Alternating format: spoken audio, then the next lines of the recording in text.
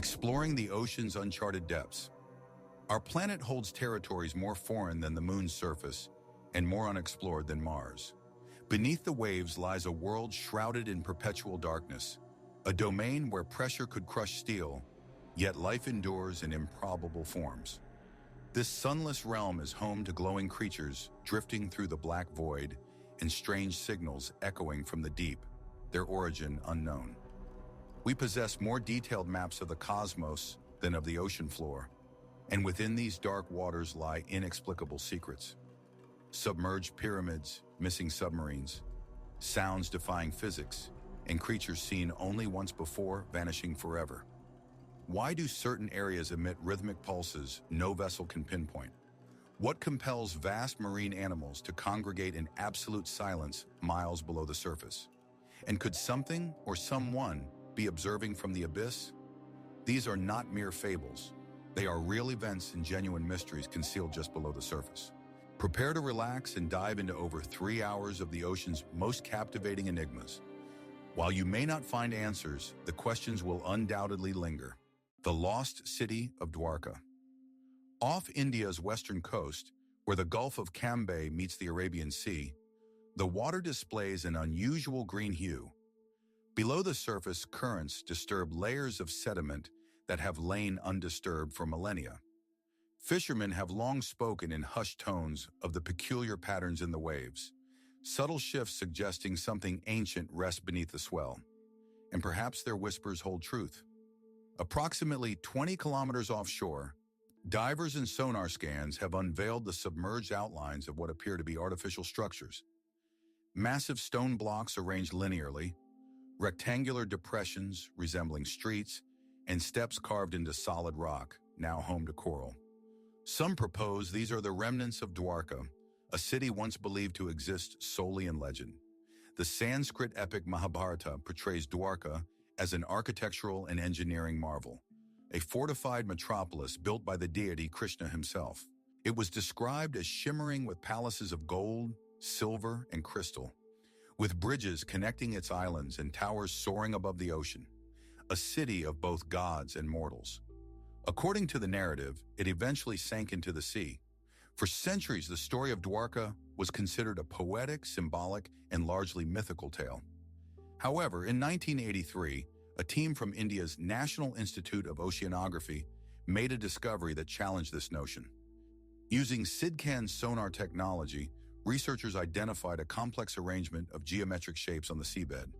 At depths of 30 to 40 meters, they uncovered what seemed to be the foundations of a city, including sandstone walls, grid-like layouts, and what some interpreted as a dockyard. Nearby, archaeologists recovered pottery shards, anchors, and stone tools, artifacts that appeared too sophisticated and deliberately placed to be natural formations. Carbon dating of associated materials suggests some features date back as far as 7500 BCE, predating the oldest known urban civilizations like Mesopotamia or the Indus Valley by thousands of years. Is it possible that a city of such antiquity existed here? Mainstream scholars approach this with caution. While few dispute the presence of submerged structures, their origin and interpretation remain subjects of debate. Some contend these formations are natural rock structures shaped by centuries of tides and tectonic activity. Others believe they are later constructions from the historical city of Dwarka, known to have existed inland, now inundated by rising sea levels and erosion. Yet this view is not universally accepted. Advocates of alternative history theories view the underwater site as evidence of a lost chapter in human civilization, pointing to the site's advanced planning, symmetry, and recovered artifacts that do not easily fit into accepted historical timelines. They question how a city of this scale could have existed so early and then nearly vanished from the historical record. This question becomes more profound when considering the cultural memory surrounding Dwarka. Unlike other lost cities, Dwarka is not solely a legend. It is a place detailed meticulously in Hindu scriptures, mentioned in texts like the Bhagavad Purana and Skanda Purana, with remarkably consistent descriptions. Walls of emeralds, gates of gold, streets filled with chariots, and significantly, its ultimate demise, consumed by the ocean after Krishna's departure, as if nature reclaimed what was never meant to remain. Could these texts preserve the memory of a real event that occurred before widespread written history? Similar fates befell other coastal cities like Pavlopetri in Greece, Heracleion near Egypt, and Port Royal in Jamaica, all once thriving urban centers until the sea claimed them. In this context, Dwarka's story appears less implausible and more consistent with a global pattern. Nevertheless, mysteries persist. Why have extensive excavations remained limited? Are there deeper ruins hidden beneath layers of silt that current instruments cannot detect? What of the mythological accounts of celestial visitors, flying machines, and energy weapons? Are these metaphors or distorted memories of lost technologies? Some researchers even draw parallels to Plato's Atlantis, a radiant, highly advanced city eventually destroyed by divine forces and submerged beneath the ocean. These two civilizations, separated by continents, share eerily similar narratives. Coincidence or convergence? Despite decades of exploration, no consensus has been reached. The city beneath the sea remains elusive, both physically and intellectually. Scientists, historians, and spiritual seekers continue to explore its depths, examining both the physical remnants and the ancient texts. For now, Dwarka rests in silence, its ruined stones lying among drifting anemones and schools of fish. The ocean, patient and unyielding, remains a vigilant guardian of its secrets. Perhaps with future technology or a shift in perspective, we will one day grasp the complete picture. Until then, Dwarka exists as a threshold between history and myth, where fact and faith intertwine, leaving one question unanswered. What if the ancient stories were true all along? The submerged city of Heracleion. Moving away from the ancient echoes of Dwarka, half a world away, the sea holds another secret, buried beneath centuries of silt, sand, and silence. Off the northern Egyptian coast, near the Nile Delta's mouth, the Mediterranean's waters shimmer with deceptive tranquility under the sun's warmth. However, beneath the surface lies a city once thought to exist only in myth. For centuries, its name appeared in scattered texts, old scrolls, and fading legends. Heracleion, or Thonis as the Egyptians knew it, a grand port, a city of temples, a place where gods and men were said to convene before vanishing without a trace, without ruins, without explanation. Then in 2000, a team of marine archaeologists led by Frank Gaudio made an astonishing discovery. Utilizing advanced sonar and magnetometry equipment, they mapped the seabed near Abukir Bay, revealing a remarkable sight. Fragments of colossal statues, shattered temple columns, and inscriptions in both Greek and Egyptian. A once thriving city submerged beneath over 30 feet of water and 200 years of sediment. Heracleion was real, and its scale was immense. In the following years, the team unearthed sphinxes, granite slabs, ceremonial boats preserved in mud, and even pristine gold coins, untouched since the city's submersion. Stone anchors, massive docks, and the remnants of a grand temple dedicated to the god Amun-Gareb suggest Heracleion was more than just a port. It was a religious capital, a sacred pilgrimage site, and the primary entry point into Egypt for travelers from the Mediterranean.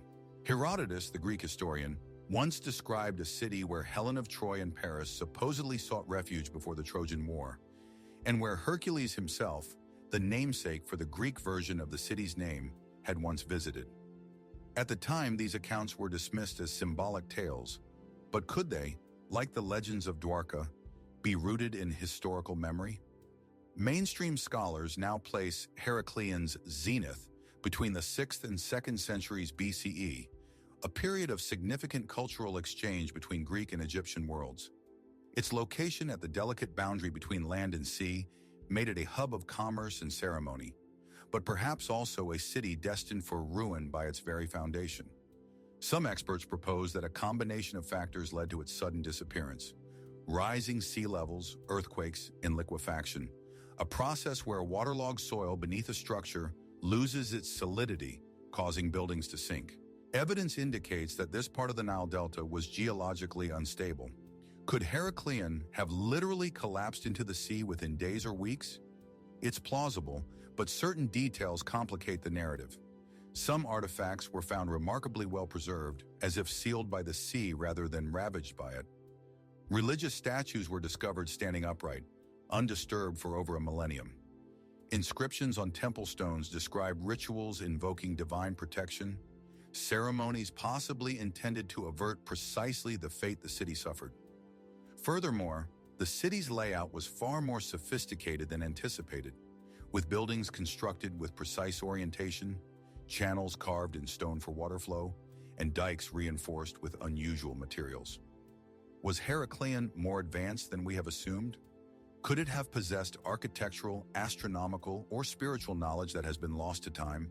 Some fringe theories suggest the city was part of a larger Mediterranean network of sacred sites aligned with star patterns or energy grids. Others speculate on the role of magnetic anomalies in the area, subtle fluctuations that, according to some researchers, may have disrupted navigational instruments for centuries. Sailors reported strange occurrences near Baiae Bay long before the city's discovery, including spinning compasses, lights beneath the waves, and in some accounts, an unnaturally deep silence. Are these just stories, fishermen's tales, passed down through generations, or clues pointing to something more elusive? There is also the puzzle of its complete disappearance from historical records. If Heracleion was such a vital port, why did it vanish so thoroughly? Cities decline, but they typically leave some trace. Was its erasure deliberate, or was its loss simply obscured by the chaos of time, conquerors, sandstorms, and shifting seas? Even today, only a fraction of Heracleion has been excavated, with most remaining buried beneath layers of sediment, waiting. Some believe the most significant discoveries are yet to come: sealed chambers, intact scrolls, perhaps even artifacts of unknown purpose. The waters preserve as much as they destroy. Divers who have explored the site describe a haunting stillness, the way sunlight filters through the water, illuminating a fallen pillar here, a broken altar there, like ruins suspended in a dream. Time feels different beneath the waves, slower, more ancient. Heracleion's reality is confirmed, but its full story, its rise, its prosperity, and its sinking, remains veiled. This leaves us contemplating how many other cities lie beneath our oceans, forgotten on maps but remembered in myth. What else awaits discovery beneath the silence, beneath the silt, just beyond the reach of light? The sea holds its secrets tightly. The mysteries of Canopus. Not far from the silt-covered ruins of Heracleion, the seabed holds another secret, a place mentioned in ancient texts and whispered among poets, a place once vibrant with music, ritual, and pleasure. Now only fragments remain, shattered statues and broken columns scattered across the muddy floor of the Mediterranean Sea. This was Canopus, a city where myth and memory intertwine, where gods were honored, empires passed through, and where perhaps something more enigmatic once stirred. Situated at the westernmost edge of the Nile Delta, Canopus was one of ancient Egypt's most revered cities, particularly during the Greco-Roman period. By day it was a bustling port, and by night a city illuminated by oil lamps, echoing with the sounds of processions, offerings, and distant lyres. It was celebrated for its temples, sanctuaries, and extravagant festivals in honor of Serapis, Osiris, and Isis, which attracted worshippers from across the ancient world.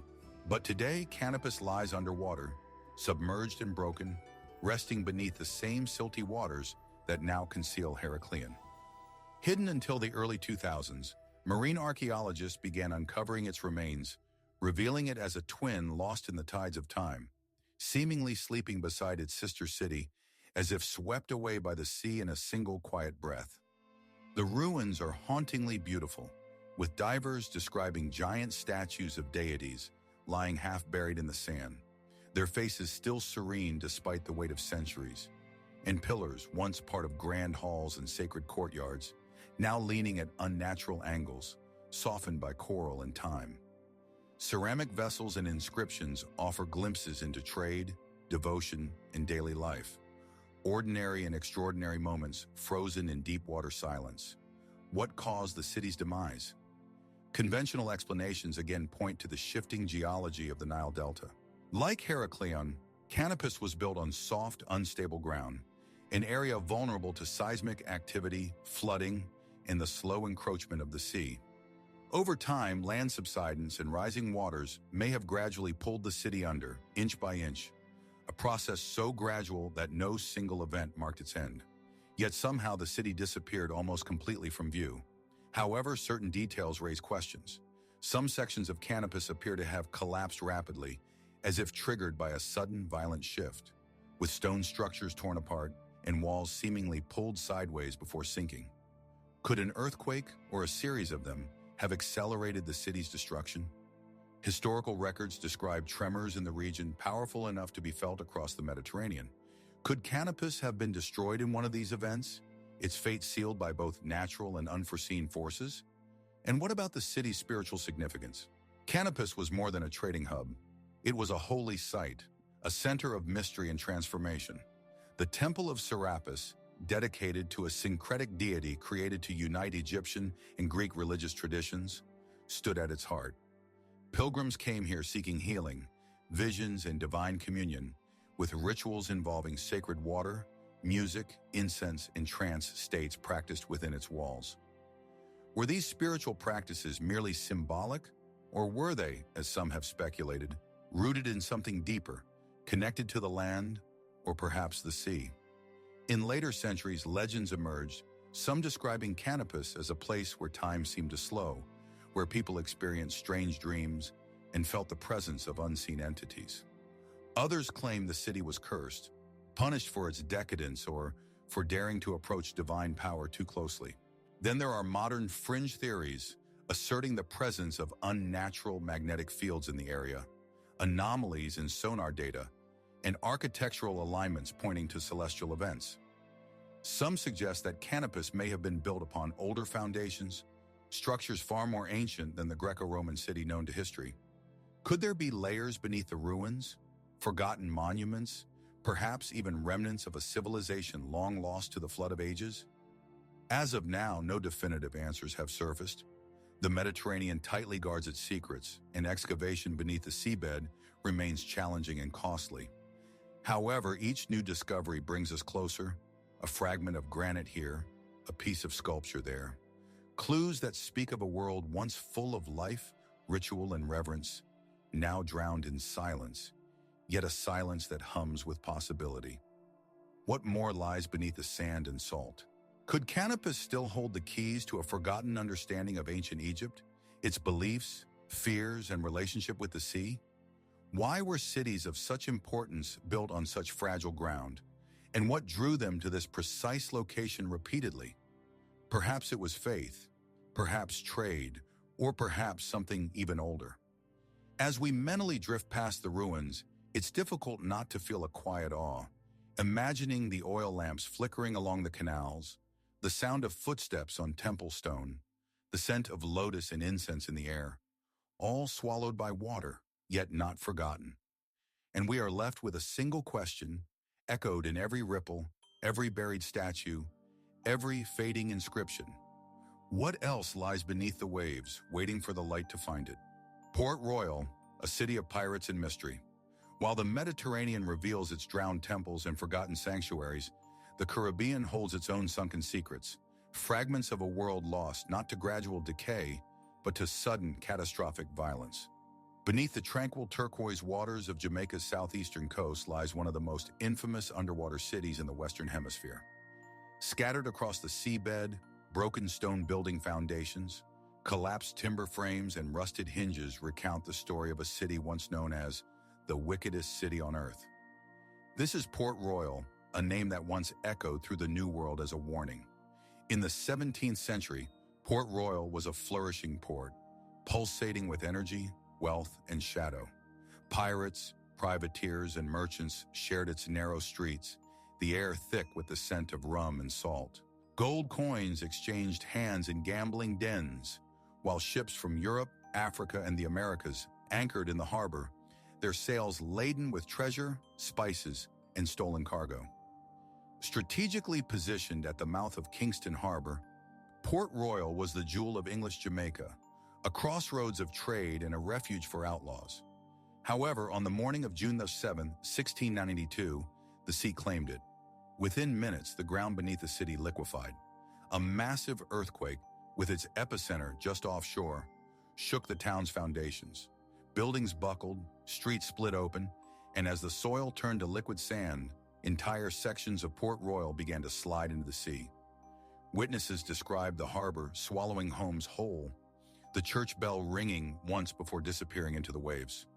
Over 30 acres of the city sank beneath the water, along with more than 2,000 inhabitants. What remains is a snapshot frozen in time. Today, Port Royal is one of the few sunken cities in the New World accessible as an archaeological site. Divers have recovered clay pipes still packed with tobacco, pewter dishes resting on collapsed tables, and even unopened bottles of wine. Whole streets, wooden beams, stone walls, and walkways remain remarkably intact beneath the sediment, preserved by the harbor floor's anoxic conditions. Yet beyond its historical value, there is something else, a strange stillness, a persistent tension, as if the submerged city is still listening, still remembering. Some have long asserted that Port Royal's destruction was more than a natural disaster, interpreting it as a form of divine reckoning.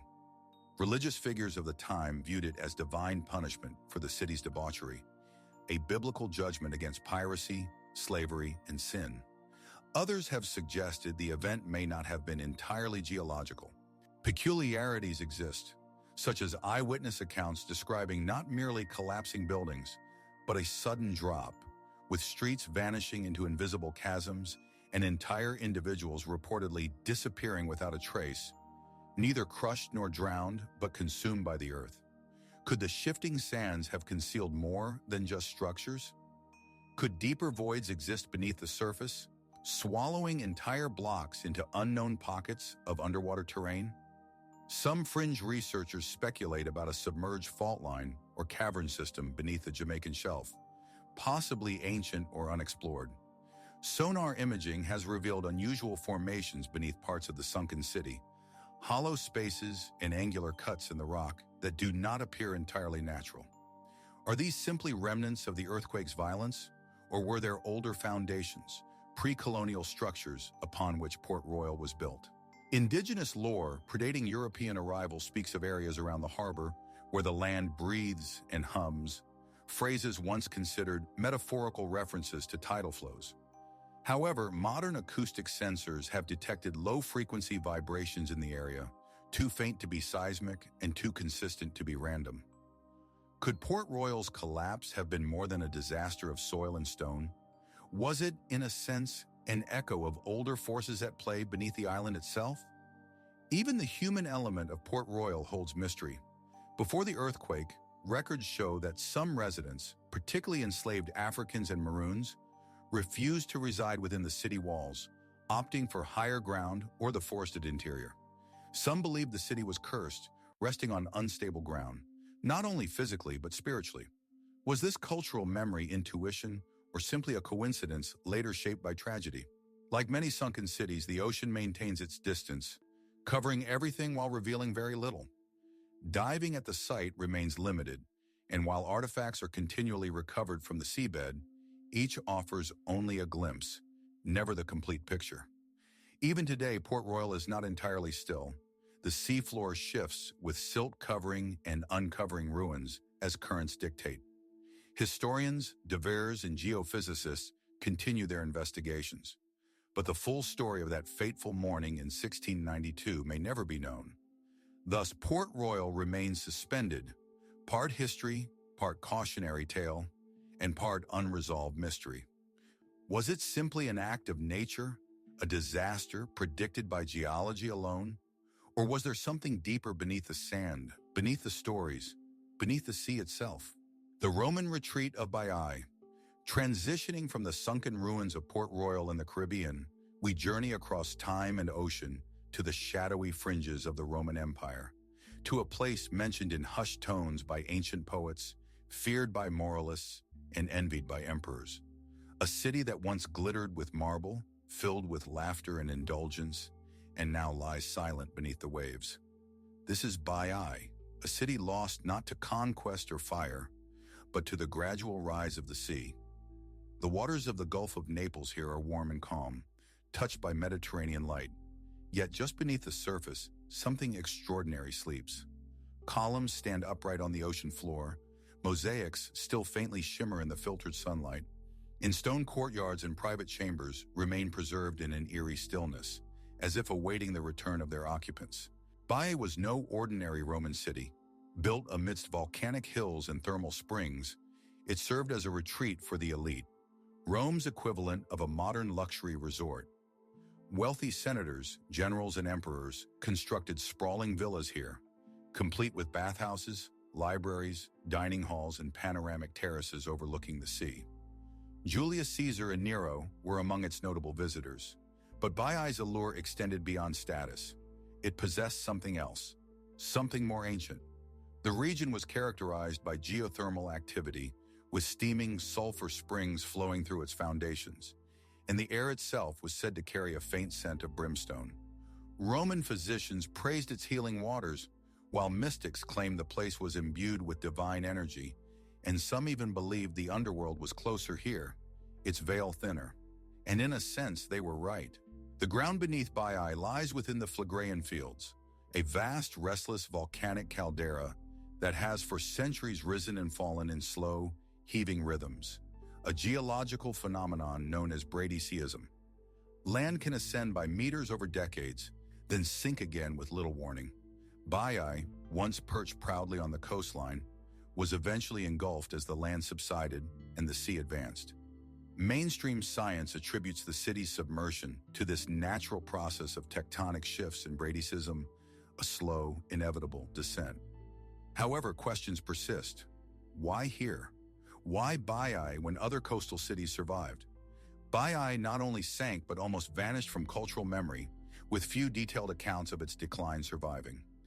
Excavations only began in the 20th century, and many of its most ornate ruins remained unknown until sonar and underwater archaeology revealed them in the 1960s.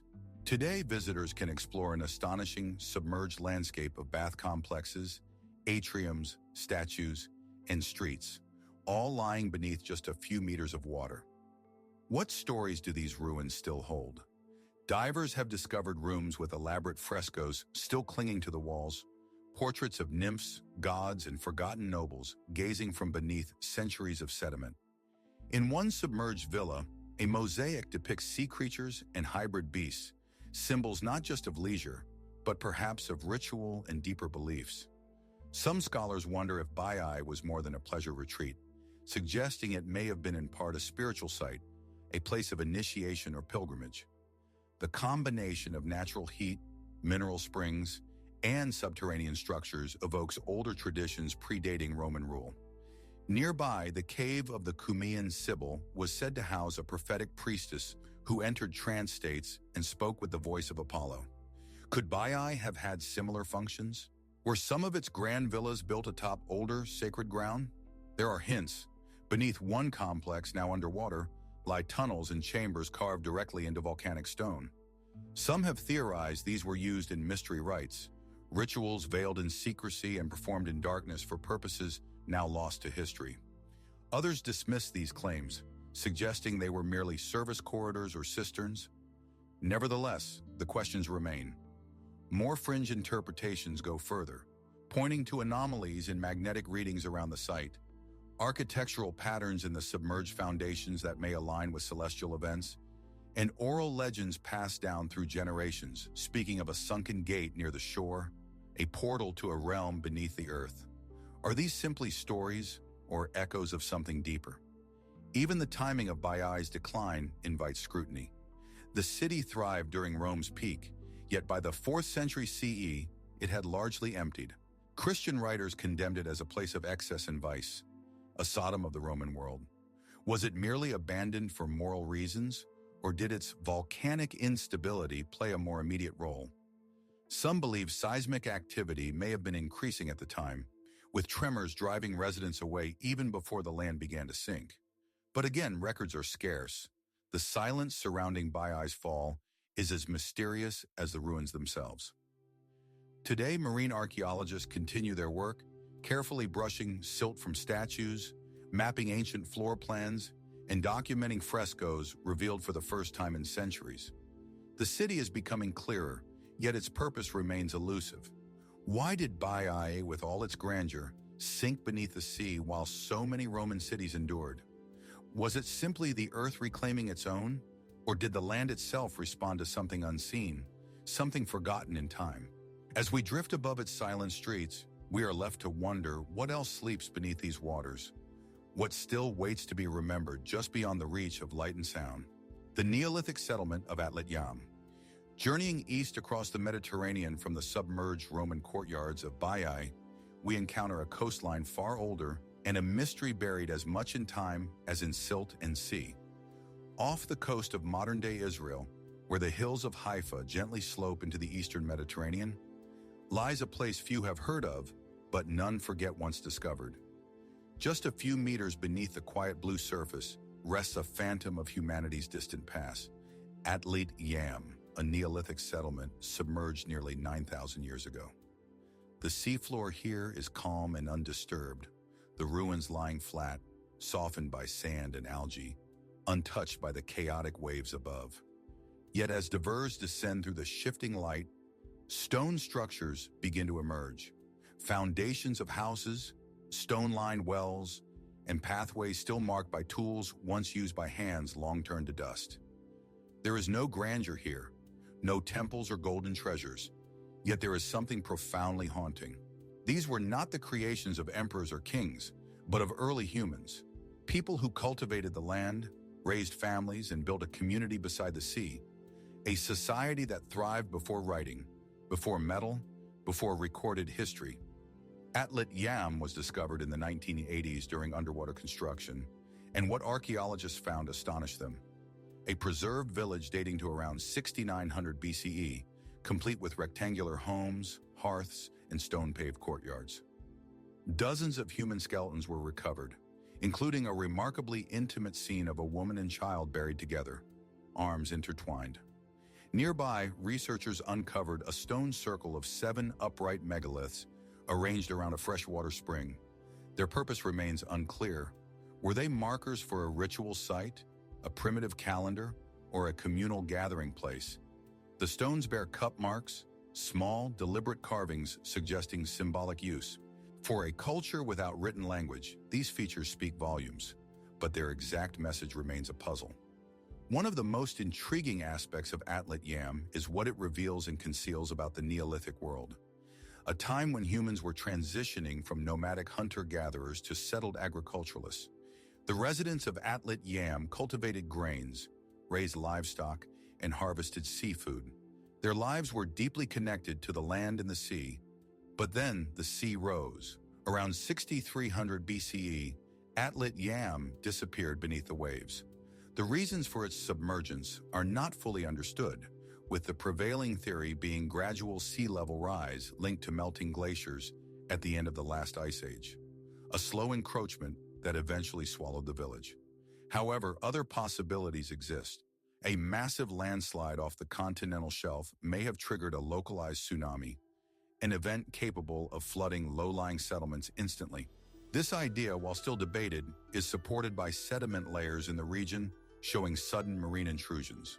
Could it have been a combination of both, a prolonged retreat followed by a final, cataclysmic wave? Even more curiously, the residents of Atlit Yam appear to have made no attempt to escape. Archaeological evidence suggests the village was abandoned suddenly but without panic, with personal items, tools, and structures left intact and undisturbed. It's as if the people simply vanished or accepted their fate. Why didn't they move inland? Did they not perceive the signs? Or did something else anchor them to this place? Fringe theories propose that Atlit Yam may have held spiritual or cosmological significance, with its location near a freshwater spring, its megalithic structures, and its burial practices hinting at a belief system deeply connected to the land and sea. Perhaps they viewed the ocean not merely as a threat but as a gateway. There is also the question of the early inhabitants' level of advancement. Some have cautiously speculated about the presence of lost knowledge, navigation, engineering, or symbolic systems not typically associated with Neolithic cultures. Underwater imaging has revealed potential alignments in the site's layout that may correspond to solstices or lunar phases, although others argue this is coincidence, interpreting ancient patterns with modern perspectives. Nevertheless, the questions persist. Why is Atlit Yam so remarkably preserved when many similar settlements have vanished without a trace? What did these early people understand about their environment and the movements of water and earth that we have yet to fully grasp? And what does it signify that a society so ancient and distant from our modern world left behind traces of care, structure, and perhaps even reverence? The sea here has served as both protector and destroyer, concealing the site from human eyes for millennia, preserving it in silence. But with each new dive, each layer of silt removed, the story becomes more intricate: a well, a stone circle, a mother and child. These are not just artifacts, they are echoes, whispers from a time when the world was young and humans stood on the edge of the known. Was Atlit Yam simply a village drowned by time? Or was it a chapter in a deeper story, one still being written by tides and tectonics, by memory and myth? The sunken town of Rungholt.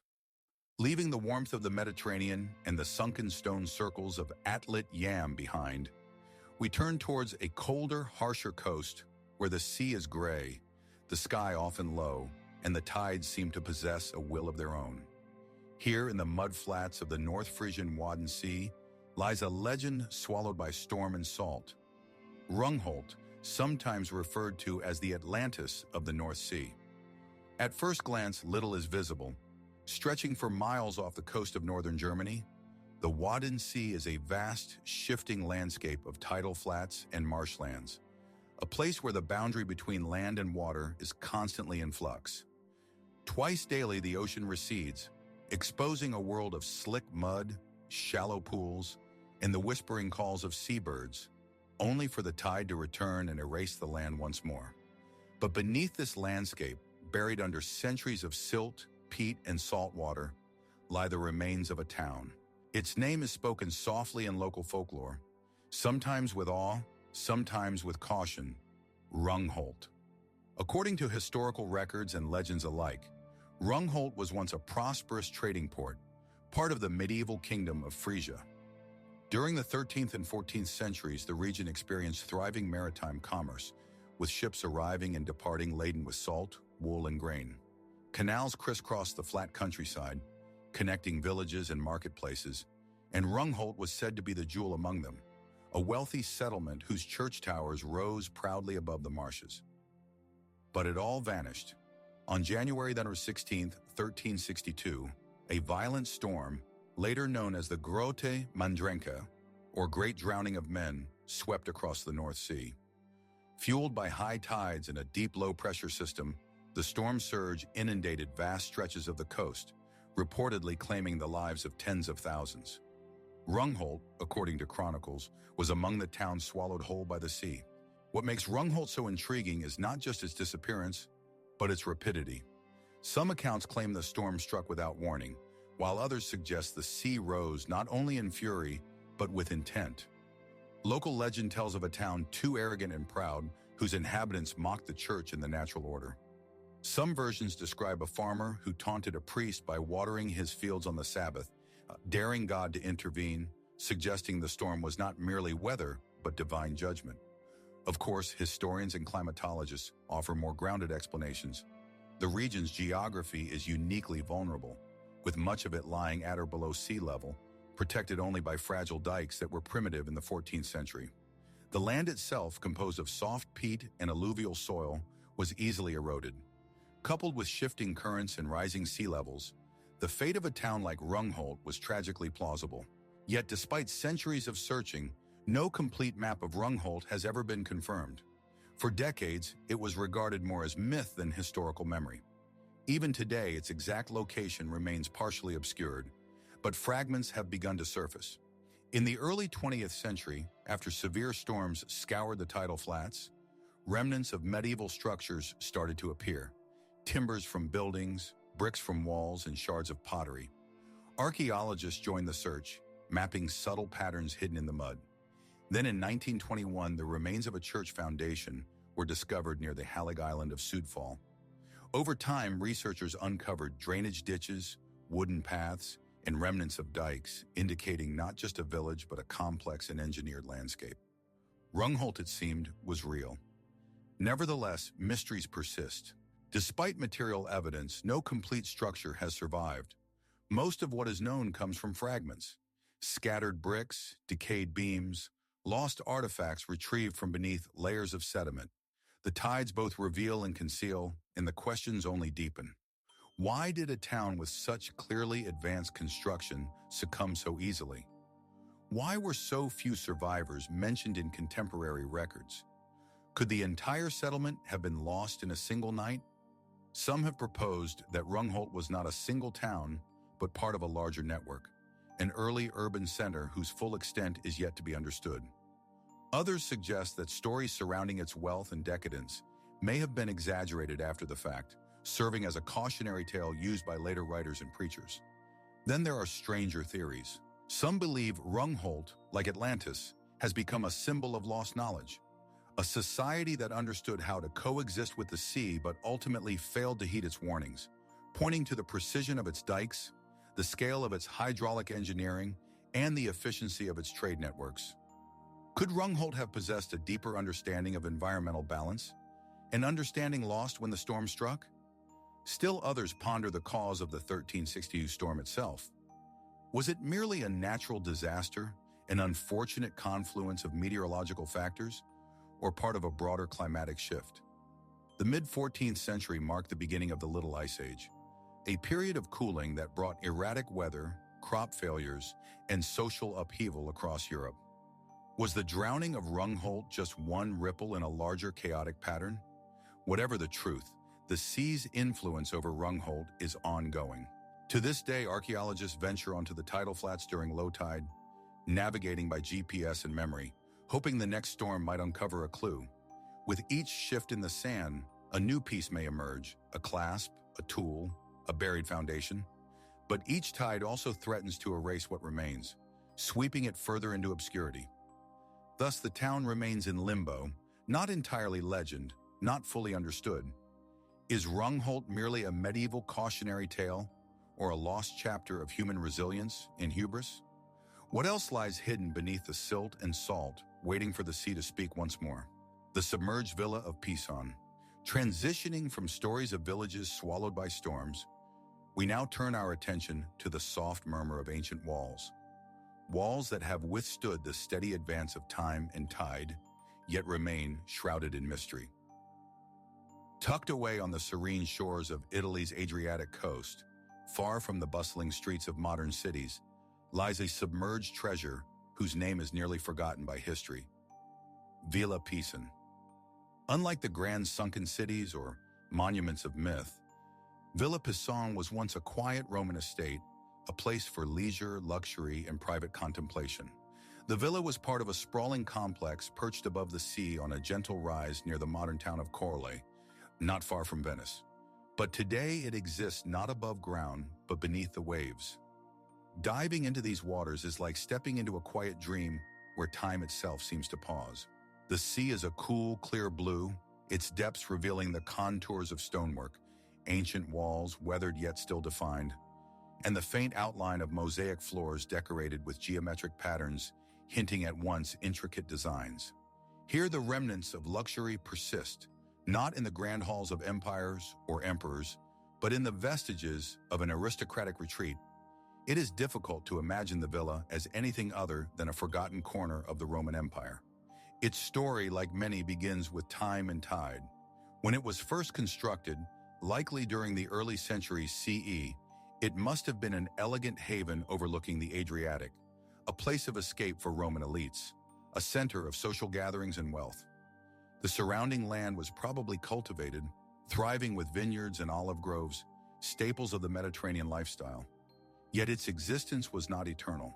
Sometime during the 5th century, the villa began to sink, likely due to a combination of natural shifts in the land and sea. Earthquakes, storms, and the gradual rise of the Adriatic all contributed to the area's progressive flooding. By the time the medieval period commenced, the villa was already well submerged.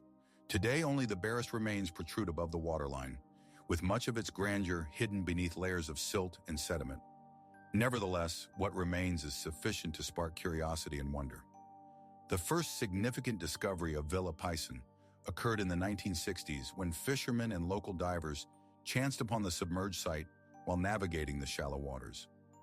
Over time, archaeologists became interested, carefully mapping out sections of the villa, including a central courtyard, several rooms, and what appeared to be the remnants of an elaborate bathhouse. The most remarkable feature was the discovery of well-preserved mosaics, floral patterns and geometric designs hinting at the villa's former splendor. Despite the lack of fully excavated structures, some believe the villa's mosaics could offer a clue to its eventual abandonment. The patterns suggest the villa may have been part of a larger complex, a thriving center that at some point transitioned from a coastal retreat to a working estate. Could the sea have played a role in this transition? Were the waters rising as the region's structure changed? These questions remain unanswered. As researchers examine the remains of Villa Pisson, they are left with more questions than answers. What caused the estate's final collapse? Was it simply the relentless force of nature? Storms, floods, the rise of the Adriatic? Or was there something more? The villa's mosaics, which depict both domestic scenes and nature motifs, could suggest a connection to higher cultural or even religious practices. The remnants of what might be a bathhouse are equally telling, suggesting that Villa Pisson may not have been solely a place of leisure, but one tied to Roman practices of health and purification, activities often linked to spiritual or social rituals. Perhaps the most compelling mystery lies in the site's preservation. Unlike many submerged Roman structures, Villa Pisson remains relatively untouched. Its mosaics have not been scoured away by the relentless movement of tides, and its stonework, though eroded, still stands, giving the impression that the villa was not simply forgotten, but hidden away, preserved by the quiet sea. Why has Villa Pisson remained so elusive despite its proximity to Venice and the wealth of historical exploration in the region, receiving little attention compared to other underwater Roman ruins? Is it because the site is too submerged, its remains too scattered? Or is there something more subtle at play, something the sea in its eternal patience is yet to reveal? Some have speculated that untold treasures are buried beneath the villa's floor, perhaps statues, relics, or artifacts of immense value awaiting discovery. Others suggest the villa was more than just a home for the elite, potentially playing a significant role in the region's trade or politics. Could the site have been a gathering place for prominent figures of the time? Was there an important meeting or event that led to its eventual submersion? The natural erosion of the site is also a significant factor. As centuries passed, more and more artifacts were claimed by the sea. This constant interplay between discovery and destruction has led some to believe that Villa Pisson is somehow meant to remain hidden, preserved not for human eyes, but for the ocean's quiet keeping. Could it be that the villa was abandoned not out of necessity, but as part of a cultural or spiritual act of surrender? The sea, after all, does not forget. It remembers the lives and legacies swallowed by its depths. The questions raised by the villa's remains are not easily answered. How many more stories lie buried beneath these waters, silent, waiting to be understood? Is Villa Pisson merely a quiet relic of the past, or does it hold a secret the sea has kept hidden for over a millennium? What truths might still lie within its submerged rooms, waiting for a time when they may finally be revealed? The enigmatic Bimini Road. Moving from the sunken Villa Pisson, we shift to another enigma just beneath the waves, yet this one is distinct from the others. Here, where the turquoise waters of the Bahamas meet the soft white sands of the Bimini Islands, a strange formation lies hidden, half submerged, half forgotten, the Bimini Road, often called the Bimini Wall. This submerged stretch of stone pavement has ignited wonder, curiosity, and speculation for decades. Located just off the coast of North Bimini Island, the formation consists of large rectangular limestone blocks arranged in what appears to be a straight line extending underwater. From the surface, the road is barely discernible, with only occasional glimpses of submerged rocks. However, when the waters are calm and the light falls just right, the shape takes form. The stones seem perfectly aligned, as if deliberately placed by human hands. While it might initially appear to be an ordinary natural formation, a geological anomaly shaped by time and tide, the precision of the blocks and their unsettling regularity have led many to question if this is solely nature's work. Some believe the Bimini Road is evidence of an ancient man-made structure, stretching over half a mile beneath the waves, forming a path that some speculate once led to a forgotten city or a civilization lost to time. These stones, roughly 10 to 13 meters long and 4.5 to 6 meters wide, do not appear to be the result of natural erosion. Instead, they resemble the remnants of a road, a pathway deliberately constructed to lead somewhere. There is something undeniably intriguing about the blocks resting side by side in perfect alignment, their apparent precision challenging our understanding of ancient civilizations' capabilities. Could this be evidence of a civilization predating known history, possessing engineering skill and craftsmanship beyond what we typically attribute to ancient cultures? But which civilization could have left such a structure? The most popular theory, which has captured many imaginations, is that the Bimini Road is the remnants of Atlantis, linking the formation to the legendary island city described by the philosopher Plato, an advanced, wealthy, and powerful civilization eventually consumed by the ocean in a single day and night of catastrophic floods. Plato's account of Atlantis, though often considered myth, has fueled the imaginations of adventurers and theorists for centuries. Some believe the Bimini Road provides evidence that Atlantis did indeed exist, and that its final remnants lie submerged in the waters around the Bimini Islands. The argument is compelling, at least superficially. Plato's dialogues described Atlantis as a great city beyond the Pillars of Hercules, the modern-day Strait of Gibraltar, that sank after a catastrophic event. Could the Bimini Road be a fragment of this lost civilization, a small piece of a puzzle hidden beneath the waves for millennia? However, skeptics offer a more grounded explanation. Geologists propose that the Bimini Road is a natural formation shaped over thousands of years by currents and waves. The limestone blocks, they suggest, could be the result of an ancient coral reef or a naturally occurring structure known as a pavement reef, a type of limestone shelf forming in shallow coastal waters over time. Such natural formations are not uncommon in the ocean, where sedimentation, erosion, and water movement can create shapes that appear remarkably artificial. Could the Bimini Road be one such formation? Its unsettlingly straight lines and right angles merely the result of random natural forces?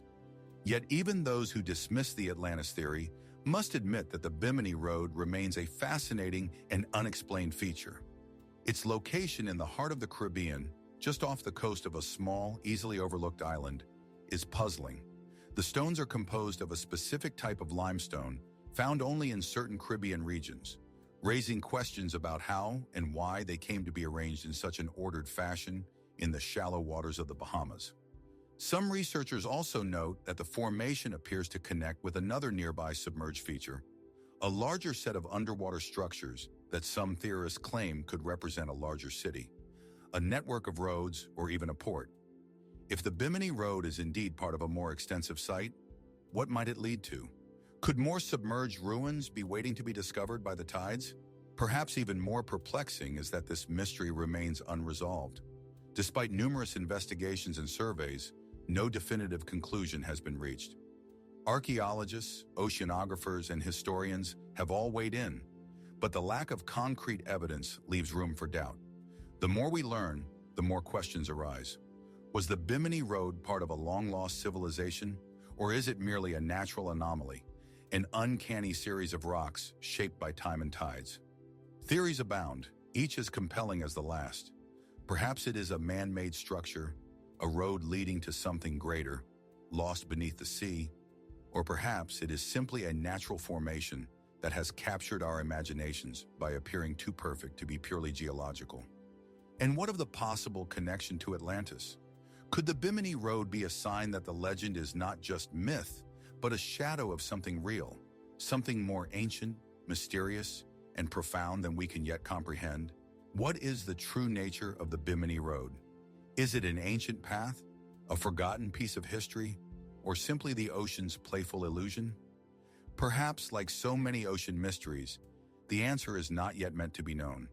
The sea guards its secrets closely, revealing only what it chooses when it chooses. And perhaps the Bimini Road, like other sunken wonders, will remain submerged in uncertainty, awaiting the day when the tide offers a clearer view. The submerged temples of Mahabalipuram. As the waves of the Bay of Bengal gently lap against India's coast, a secret lies beneath the water, a hidden world frozen in time. Deep beneath the surface, in the silken depths off the coast of Mahabalipuram, India, lie the ruins of a once great city, long believed to have vanished without a trace. The submerged temples of Mahabalipuram, a mysterious, awe-inspiring complex of ancient stone structures, await just below the waves. Their existence was first revealed in the 2000s when sonar scans detected an enigmatic pattern offshore. A collection of submerged walls and statues resembling a grand architectural site. Over the years, these ruins have become one of the most profound mysteries of the Indian Ocean. What happened to this once flourishing city, and why did it disappear into the sea's depths? Mahabalipuram, located on India's southeastern coast, was a thriving port city during the 7th and 8th centuries under the Pallava dynasty, renowned for its magnificent temples, rock-cut sculptures, and intricate carvings, serving as a cultural and religious hub. One of its most famous landmarks is the Shore Temple, perched at the water's edge, built in the 8th century. But beyond this well-known site lies the submerged wonder that has captivated researchers and explorers. The discovery of the submerged temples has raised as many questions as it has answered. The remains lie approximately 15 meters below the surface, a depth suggesting the temples were submerged sometime after their construction. The site's layout resembles other structures in Mahabalipuram, featuring large stone blocks, intricate carvings, and what appear to be giant statues. From the surface, there's little hint of the lost temple's grandeur beneath the water, but upon diving, the site's complexity and scale become apparent. The most remarkable feature is the evidence of intentional construction. Massive stone structures, including pillars and temples, scattered across the seabed, many showing signs of careful carving and shaping. The architecture closely aligns with the Pallava style found elsewhere in Mahabalipuram, suggesting these underwater ruins were part of the same kingdom.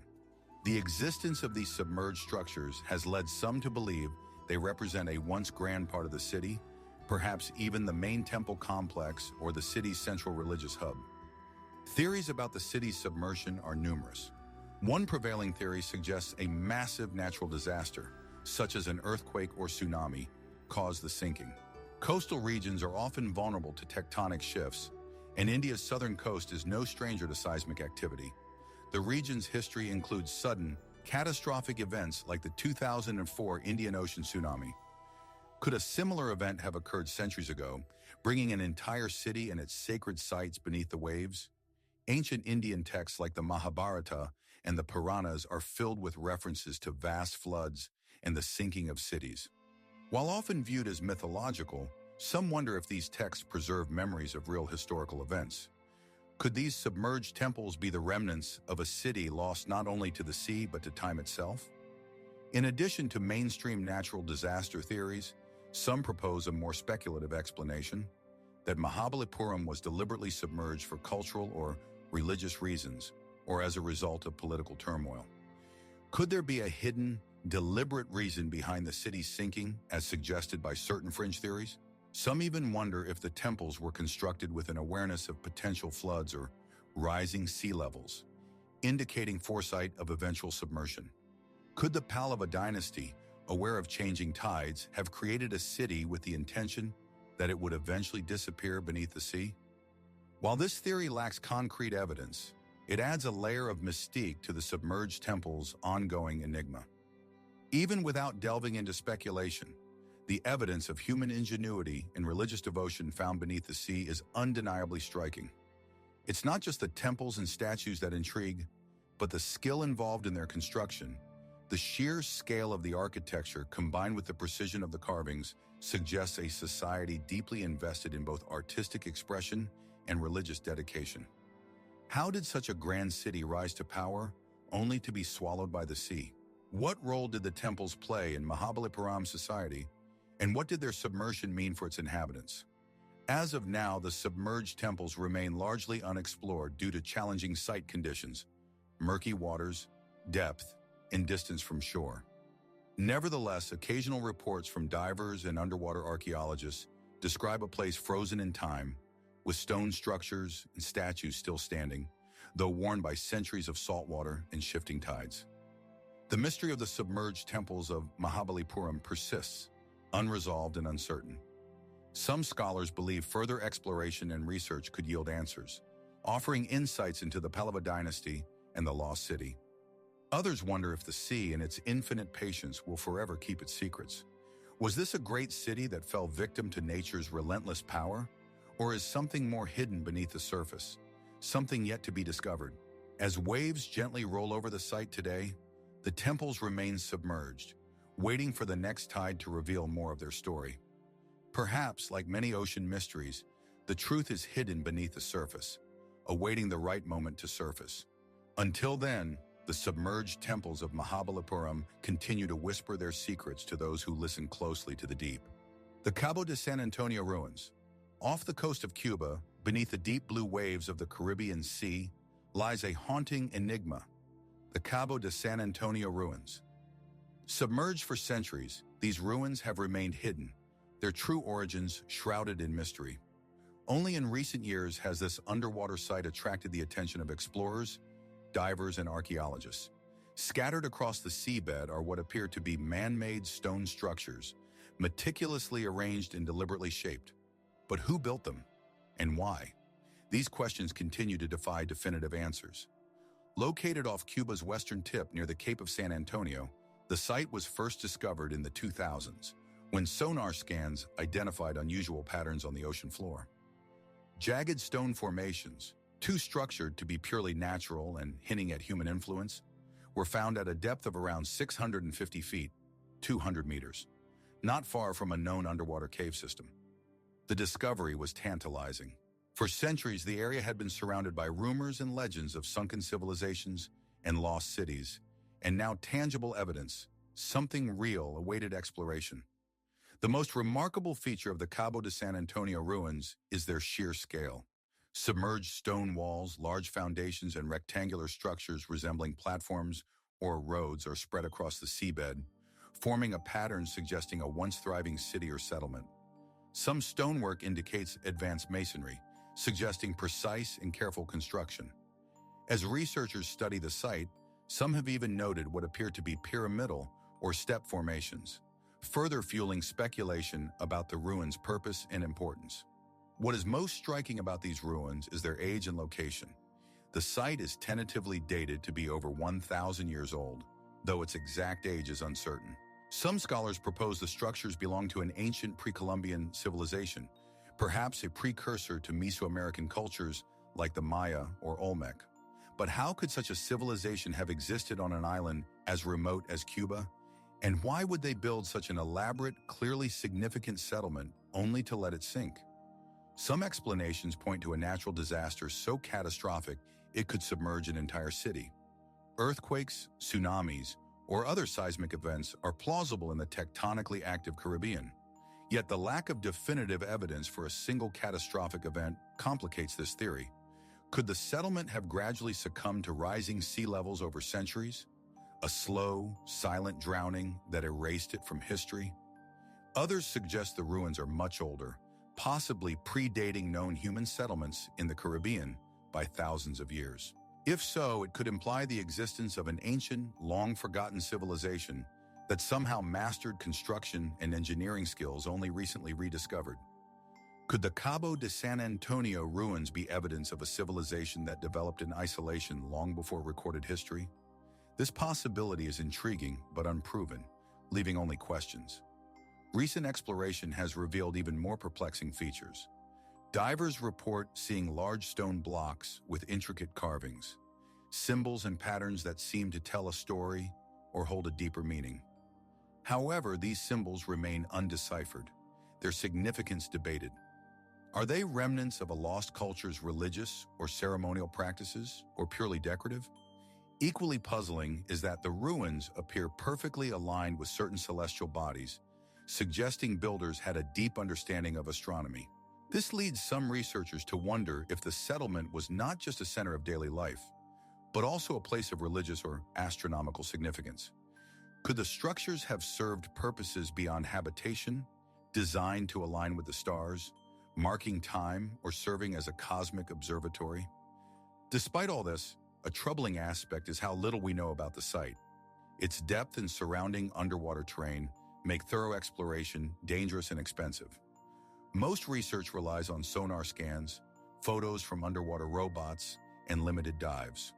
While the ruins are real, many details, their purpose, creator's identity, submersion circumstances, remain lost in the depths.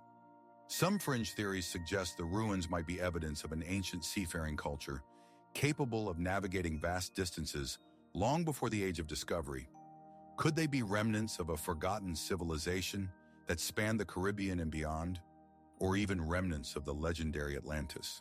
At this point, these theories are speculative and difficult to substantiate without more concrete evidence.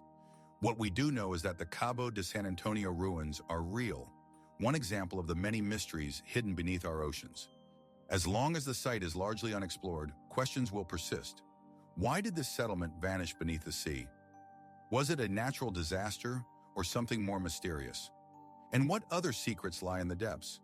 Each discovery reminds us that the ocean holds countless enigmas, some potentially shedding light on the ancient past, others perhaps remaining forever out of reach. The Cabo de San Antonio ruins are a piece of this larger puzzle. Perhaps with time, we'll uncover the full story beneath the waves. As the water shifts over the ruins, what remains hidden, lost, or forgotten? What lies beneath, waiting to be revealed? The Karama stone structures. Far beneath the calm, crystal-clear waters surrounding Japan's Karama Islands in the Okinawa Prefecture lies an underwater site that has intrigued divers and archaeologists for decades, the Karama stone structures. Discovered in the 1990s, these submerged formations have perplexed researchers with their apparent design and precise construction. Spread across the seafloor at depths ranging from 20 to 30 meters, the stone formations resemble a series of walls, terraces, and platforms, not unlike ancient ruins. The site itself is difficult to access due to its location in the vast Pacific, but the shapes and structures visible through the blue waters raise more questions than answers. The most striking aspect of the Karama stone structures is the unnatural arrangement of massive stones. Unlike typical natural underwater formations, like coral reefs or volcanic rock, these stones appear to have been intentionally placed. Large rectangular blocks, some weighing several tons, are aligned with startling precision, some forming straight lines, others arranged in geometric patterns, creating an eerie impression of purposeful construction. While some researchers are inclined to dismiss the site as a natural geological formation, others argue that it exhibits too much evidence of design to be purely coincidental. The stones, which appear to have been quarried, show smooth faces, sharp angles, and an overall symmetry suggesting human craftsmanship or involvement of an intelligent force capable of monumental engineering. But if these structures are man-made, who constructed them, why, when, and for what purpose? These questions remain unanswered. Theories about the Karama stone structure's origins range from conventional to speculative. Mainstream theories suggest these stones may be the remnants of an ancient harbor, part of a long-lost civilization that thrived in the region. Could they belong to an early Japanese settlement dating back thousands of years? The idea of an ancient maritime culture with sophisticated engineering knowledge is plausible given Japan's rich seafaring history. If so, why did such a settlement submerge? Geological theories are also widely considered, proposing the structures were part of a naturally occurring submerged land formation reshaped by erosion or environmental factors. However, this theory doesn't easily explain the stone's precision in alignment and construction. Nature can create curious formations, but the evidence at Karama suggests a level of organization indicating intentional human intervention rather than randomness. Then there are more speculative theories venturing into the extraordinary. Could the Karama stone structures be evidence of an ancient lost civilization with technological prowess far beyond our current understanding? The idea that an advanced civilization may have once lived in the area, possibly predating recorded history, is tantalizing. If true, what other secrets might lie submerged around Japan? Could this site be the remnants of a forgotten empire lost to time and natural catastrophe? Some even suggest the structures could be remains of a more enigmatic, perhaps mythological culture. The work of an advanced race existing long before the first human civilizations were recorded. This theory links the structures not just to an ancient past, but to a time when possibly lost civilizations reach far beyond our understanding of early human development. Is it possible the structures are remnants of such an extraordinary culture whose existence has been erased from history? Perhaps more intriguing is the possibility that the Kerama stone structures are older than currently believed. Some estimates place their construction as far back as 10,000 years ago, a time long before early Japan's rise, when seas were lower and now submerged land masses were above water. Could these structures have been part of an island drowned by rising sea levels after the last ice age? The idea of a prehistoric culture existing before historical records could fundamentally change our view of early human civilization. Another intriguing possibility is a connection to the ancient and largely unexplained Yonaguni Monument, southwest of the Kerama Islands, another submerged site with massive stone formations in geometric shapes. Some believe the two sites are connected, possibly forming part of a broader network of lost cities or ancient underwater ruins in the region. Could the Kerama structures be part of a larger ancient maritime trade system connecting distant, long-lost cultures? Despite these theories, the truth remains elusive. To date, no comprehensive excavation or study has been conducted due to the site's depth and exploration challenges. With limited technology and resources, researchers can only speculate on the Kerama stone structure's purpose. Some believe that as underwater archaeology advances, more answers will emerge. But for now, the mystery persists. As we dive deeper into the ocean's secrets, the Kerama stone structures stand as an enigmatic testament to our past complexities. The ocean has long been a repository for civilization remnants swallowed by time and tides.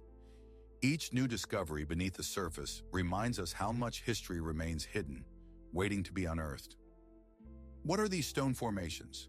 Work of an ancient civilization or nature's sculpting? Will we ever understand their story, or will they remain a puzzle of the deep, offering only tantalizing glimpses into a forgotten past? Perhaps more will be revealed with time, but until then, we are left with more questions than answers and an enduring sense of mystery about what lies beneath the sea. The stone circles off Malta. As the Mediterranean waves gently lap against Malta's rocky shores, just off its northern coast lies an underwater enigma, a series of stone circles buried beneath the sea. At first glance, these submerged formations appear to be remnants of ancient megalithic structures eerily similar to the famous stone circles in the United Kingdom, like Stonehenge. However, these stones are not on land. They rest on the seafloor, some 120 feet beneath the surface, concealed by the weight of time and the ocean. The discovery of the stone circles off Malta's coast was made in the early 20th century, yet the site has remained shrouded in mystery. Divers exploring the island's waters began reporting large stone formations in the 1950s. Over the decades, these submerged circles have attracted increasing attention from archaeologists and historians, sparking debates about their origins and purpose. What do these submerged stone structures signify? Were they once part of an ancient civilization, or are they natural geological formations? The site is scattered with large, carefully arranged stones, forming rings in circular patterns, many several meters in diameter, with alignments appearing deliberate. Their exact purpose, whether ritualistic, astronomical, or something else, remains unknown. Some circles feature a single large stone at the center, similar to Stonehenge, while others have smaller stones arranged in symmetrical concentric patterns, suggesting purpose rather than randomness. Archaeologists have long debated whether these underwater stone circles were man-made or natural. Some suggest the stones may have been part of an ancient temple or burial site lost to time and submerged. Others propose the formation was a stone harbor built by an ancient civilization thriving in the Mediterranean. But how did such structures end up beneath the waves? The most widely accepted explanation is that these stone circles were once part of a settlement submerged by rising sea levels at the end of the last ice age. Thousands of years ago, during a warmer period, much of the Mediterranean was a vast sunken landscape. In this view, the stone circles might have been built by people on what was once dry land, only to be gradually engulfed by rising waters over time, leaving only the ruins. If the site resulted from rising sea levels, construction would date to a time when the Mediterranean was very different. Some estimates place these formations as far back as 10,000 years ago, when Malta was part of a larger landmass stretching into the Mediterranean. The idea of a lost ancient civilization on now submerged land is both intriguing and unsettling. Could these stone circles be evidence of a forgotten society erased by the ocean? Yet the mystery deepens considering the stone's craftsmanship. Their precise arrangement and size raise the question, could a civilization with such advanced engineering and stonework knowledge simply disappear without a trace? Or do the stones serve a purpose beyond simple construction, something symbolic, transcending the practical? Beyond conventional theories or more unusual explanations, could the stone circles be part of an ancient lost astronomical observation system, like stone circles elsewhere? Their alignment with celestial bodies and seasonal changes might suggest builders understood star movements. Some posit these stones are remnants of an advanced civilization with knowledge of astronomy and mathematics far ahead of its time. Could these ancient peoples have used the circles for rituals, tracking seasons, or marking celestial events? Some also suggest the circles aren't human-made, proposing they're part of an older pre-human civilization or built by extraterrestrial beings. These unproven theories invite thinking beyond known history, questioning what we might be overlooking about ancient civilizations. Intriguingly, no one knows exactly how many stone circles exist off Malta's coast. Murky depths and archaeology challenges make full exploration difficult. The circles may continue to exist submerged, holding secrets and answers just out of reach. What lies in the Mediterranean depths could change our understanding of early human history, if only we could unlock these ancient stones' mystery. Some researchers believe further exploration could reveal more about the circle's structure and purpose. Advances in underwater archaeology and technology might one day allow full uncovering of this submerged site. Until then, we have tantalizing glimpses of a world lost beneath the waves and stone circles defying explanation. What do these mysterious formations mean? Remnants of a lost civilization submerged by rising seas? Or something older and more enigmatic? The questions persist, waiting for answers hidden in the Mediterranean depths. Gazing at the still waters, we're reminded how much is hidden beneath, waiting discovery. The underwater temple in Lake Titicaca.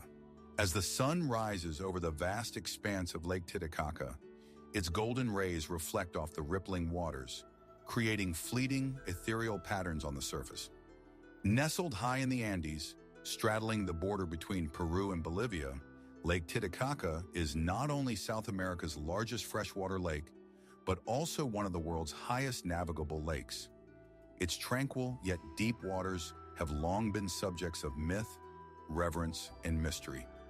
For centuries, indigenous peoples have considered the lake sacred, a place where, according to ancient beliefs, the sun and moon were born. But beneath the extraordinary lake's calm surface lies a secret that has both intrigued and puzzled historians and archaeologists for decades. An underwater temple hidden in the depths, awaiting discovery. In the early 2000s, a team of underwater explorers led by American archaeologist Dr. Gregory L.S.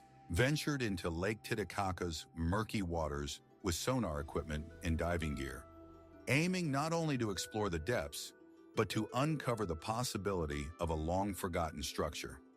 What they discovered was astonishing and perplexing. A complex of stone ruins, eerily reminiscent of ancient temples, lying over 30 feet below the surface. The underwater structure consists of large stone blocks, meticulously arranged in what appears to be a series of platforms or terraces, mirroring the architectural style of other ancient sites in the region. Stone walls, submerged staircases, and what seem to be ceremonial platforms all point to a significant site, carefully crafted and intentionally placed beneath Lake Titicaca's waters. But why would such a structure be submerged? What was its purpose, and how did it end up hidden underwater? To understand, or begin to understand, one must consider the lake's cultural and historical context. For millennia, Lake Titicaca has been considered the cradle of ancient Andean civilization, believed to be the birthplace of the Inca Empire, where the great god Viracocha emerged from the waters to create the world and, according to local legend, gave life to the first humans. These myths were vital not only to the Inca, but were deeply ingrained in the belief systems of many pre-Inca cultures that flourished along the lake's shores, such as the Tiwanaku and Pucara civilizations. The lake's significance is immense. Throughout history, civilizations built grand structures near its shores to harness its spiritual and mystical energy. Archaeologists have uncovered numerous temples, ceremonial sites, and settlements around the lake. Some, like the Isla del Sol and Isla de la Luna, revered for their connection to ancient Inca cosmology. But despite the wealth of artifacts and ruins found on the lake's surface and surrounding islands, no one anticipated what lay beneath the waters. The discovery of the underwater temple challenges conventional understanding. While submerged structures exist elsewhere, this discovery's context is remarkable. The idea that a sacred temple, potentially built by a pre-Inca civilization or early Incas, could be hidden in a lake considered divine is deeply intriguing. Some scholars suggest the temple was deliberately submerged as part of an ancient ritual or as a symbol of rebirth, as water is often a boundary between life and death in many ancient cultures, and Lake Titicaca held special significance as a portal to the afterlife for Andean peoples. Could the temple have been intentionally sunk as an offering or to mark a spiritual cycle's end?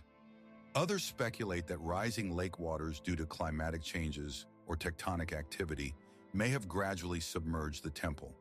Ancient civilizations often experience sudden environmental shifts, leading to the loss of sacred sites swallowed by encroaching waters. Perhaps this temple was once on land, a focal point for religious or ceremonial practices, slowly submerged as the lake expanded. Yet another possibility emerges from fringe historians and alternative archaeologists who believe the underwater temple is part of a lost civilization far older than the Incas or Tiwanaku, potentially the last trace of a forgotten culture existing long before known Andean civilizations. The idea of a civilization predating the Inca that vanished beneath the waters is alluring but speculative. Some even suggest the underwater location indicates a sunken society with knowledge and technology far ahead of its time. Could this submerged temple hold secrets to Andean people's origins, or even more ancient advanced knowledge lost to time? While these theories are intriguing, they remain speculative. However, the existence of the structure itself is undeniable. The perfectly aligned stone blocks and clear signs of human craftsmanship suggest the site was important to its creators. The temple is undoubtedly a monumental discovery with profound implications. Despite the excitement, much remains unknown. The area around the temple is not fully excavated, and the lake's depths challenge underwater archaeologists. As technology improves, further exploration may reveal more about the temple's purpose and creators. Could more be hidden beneath Lake Titicaca's surface? What other ancient secrets does the lake hold? For now, the submerged temple remains one of the most intriguing and mysterious underwater discoveries globally, a reminder of hidden histories beneath the water's surface, waiting to be uncovered. As waters lap the sacred lake's shores, the question remains, what else in the deep awaits discovery? The submerged bridge of Dwarka. As the waves of the Arabian Sea gently lap against India's western coast, a submerged structure shrouded in history and mystery lies beneath the water. Dwarka's submerged bridge. This ancient site, deep beneath the surface, has captivated explorers, archaeologists, and mystics for centuries. The story of Dwarka, once a thriving city at the Gomti River's mouth, is intertwined with legend, its association with the Hindu god Krishna, making it a subject of religious reverence and speculative interest.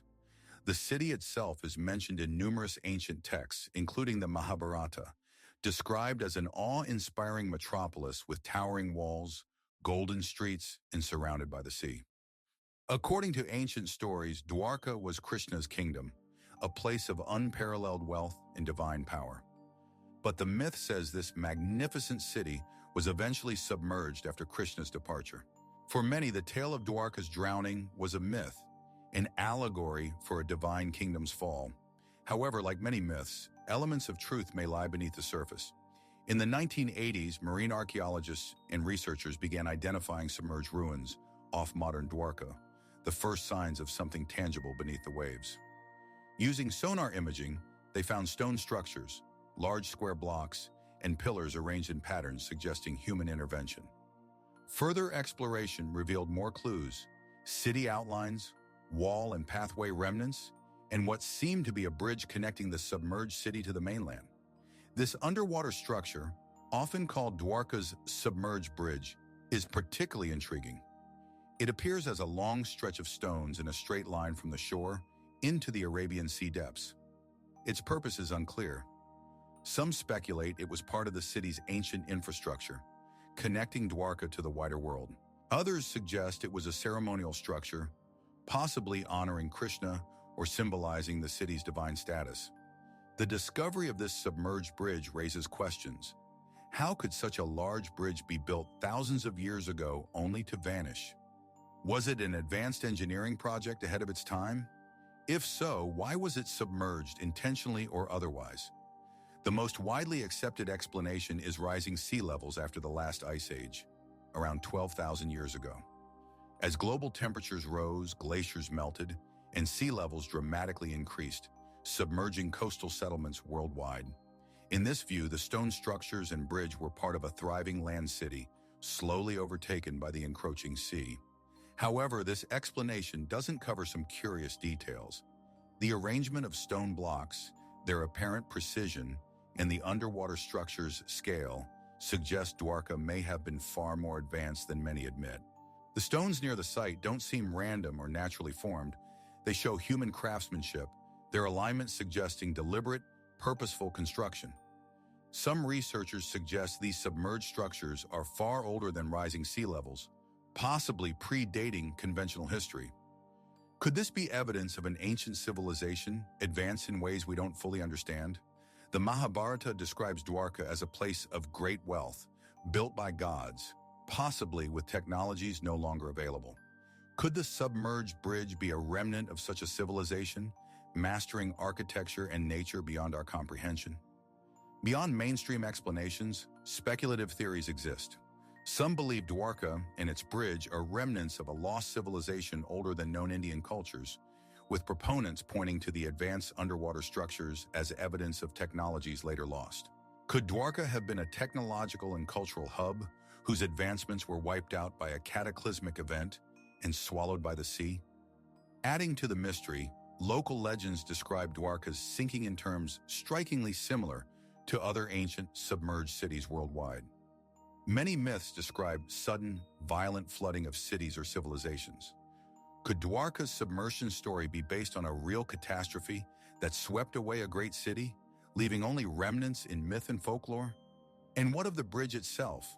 Was it truly a bridge, a causeway, a sacred path for rituals connecting the city to the divine, or a practical structure for trade?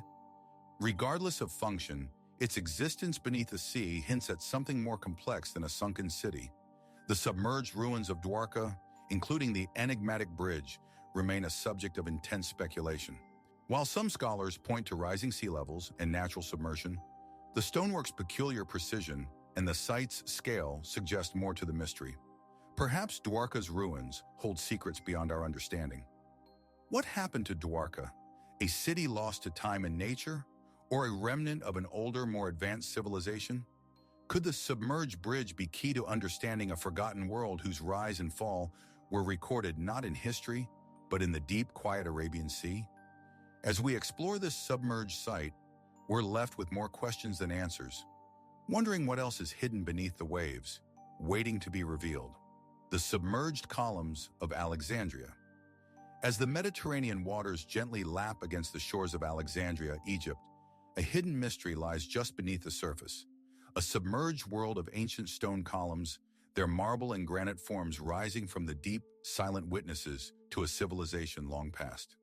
The submerged columns near Alexandria are more than relics of a forgotten age.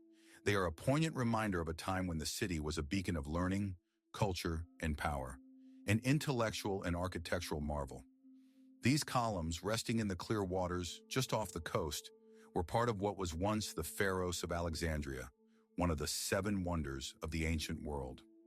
Although the Great Lighthouse, built in the 3rd century BCE, no longer stands, it is said to have guided ships safely into the harbor, its light visible for miles. Today, only remnants of this ancient wonder remain, including the submerged columns, their bases firmly planted on the ocean floor, their tops faintly visible in the shifting tides. As divers and archaeologists have explored the site, they have uncovered a series of ancient structures and statues, including these striking stone columns.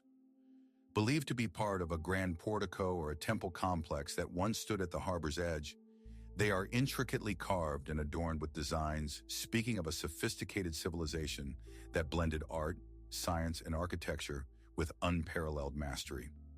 The sheer scale of these columns suggests a monumental city rivaling anything imaginable today. Yet the questions surrounding the submerged columns extend beyond what was once there, focusing on what might have happened to it. How did these massive, enduring structures end up beneath the waves? The most widely accepted theory is that a combination of natural disasters, earthquakes and tsunamis, contributed to the sinking of Alexandria's coastal areas. Over time, the city, already affected by multiple seismic events, succumbed to the pressures of the shifting tectonic plates beneath the Mediterranean, causing parts of its magnificent harbor and surrounding buildings to slip beneath the sea's surface. However, the destruction scale suggested by the submerged ruins raises a crucial question. Were only natural forces at play, or was there more to the story? Could human intervention have played a role in these monumental structures' destruction? Ancient texts mention the city's fall and threats it faced, from external invasions to internal political upheaval, but none offer a clear explanation for the sudden disappearance of Alexandria's harbor and its monumental buildings. Some archaeologists propose the submerged columns and other ruins are part of a larger, more complex architectural site than currently understood. The structures may have been part of a temple dedicated to the gods, with columns serving as sacred markers aligned with stars or celestial events. Alexandria was home to the famous library, a repository of knowledge and a hub of scientific study where scholars like Euclid and Archimedes worked. Could the city's architects and engineers have had a deeper understanding of astronomy and geology, integrating cosmic and earthly knowledge into their buildings? These columns, rising from the sea, could then be seen not just as physical remnants, but symbols of a greater lost knowledge, potentially lost to time in the ocean. While mainstream theories suggest natural disaster or gradual submergence due to rising sea levels, more speculative ideas exist about Alexandria's submerged remains. Some propose the city's fall wasn't purely due to geological forces, but a catastrophic event involving unknown technologies or an unexplained natural force. Could ancient Alexandria have accessed knowledge or resources enabling such monumental structures, resources lost after a forgotten calamity? This links to mysteries of other sunken cities, vanishing seemingly without explanation, leaving only fragments. The submerged columns of Alexandria may be part of a larger pattern of ancient technologically advanced cities lost to time, their secrets resting just below the surface. Recently, some explorers suggest the submerged columns near Alexandria aren't the only hidden treasures. Evidence of other buildings, statues, and streets has been uncovered, suggesting an entire sunken city beneath the Mediterranean. What if this city is far older than believed, its columns marking remnants of a pre-Greek civilization with technologies far more advanced than realized? This leads to the core mystery. What really happened to Alexandria's submerged ruins? While natural disasters are plausible, they don't explain every detail.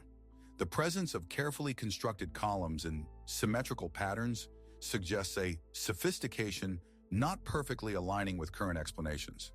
It raises the question, could this grand city have fallen not just due to tectonic shifts, but because it became too powerful or knowledgeable, holding secrets that could reshape history if revealed?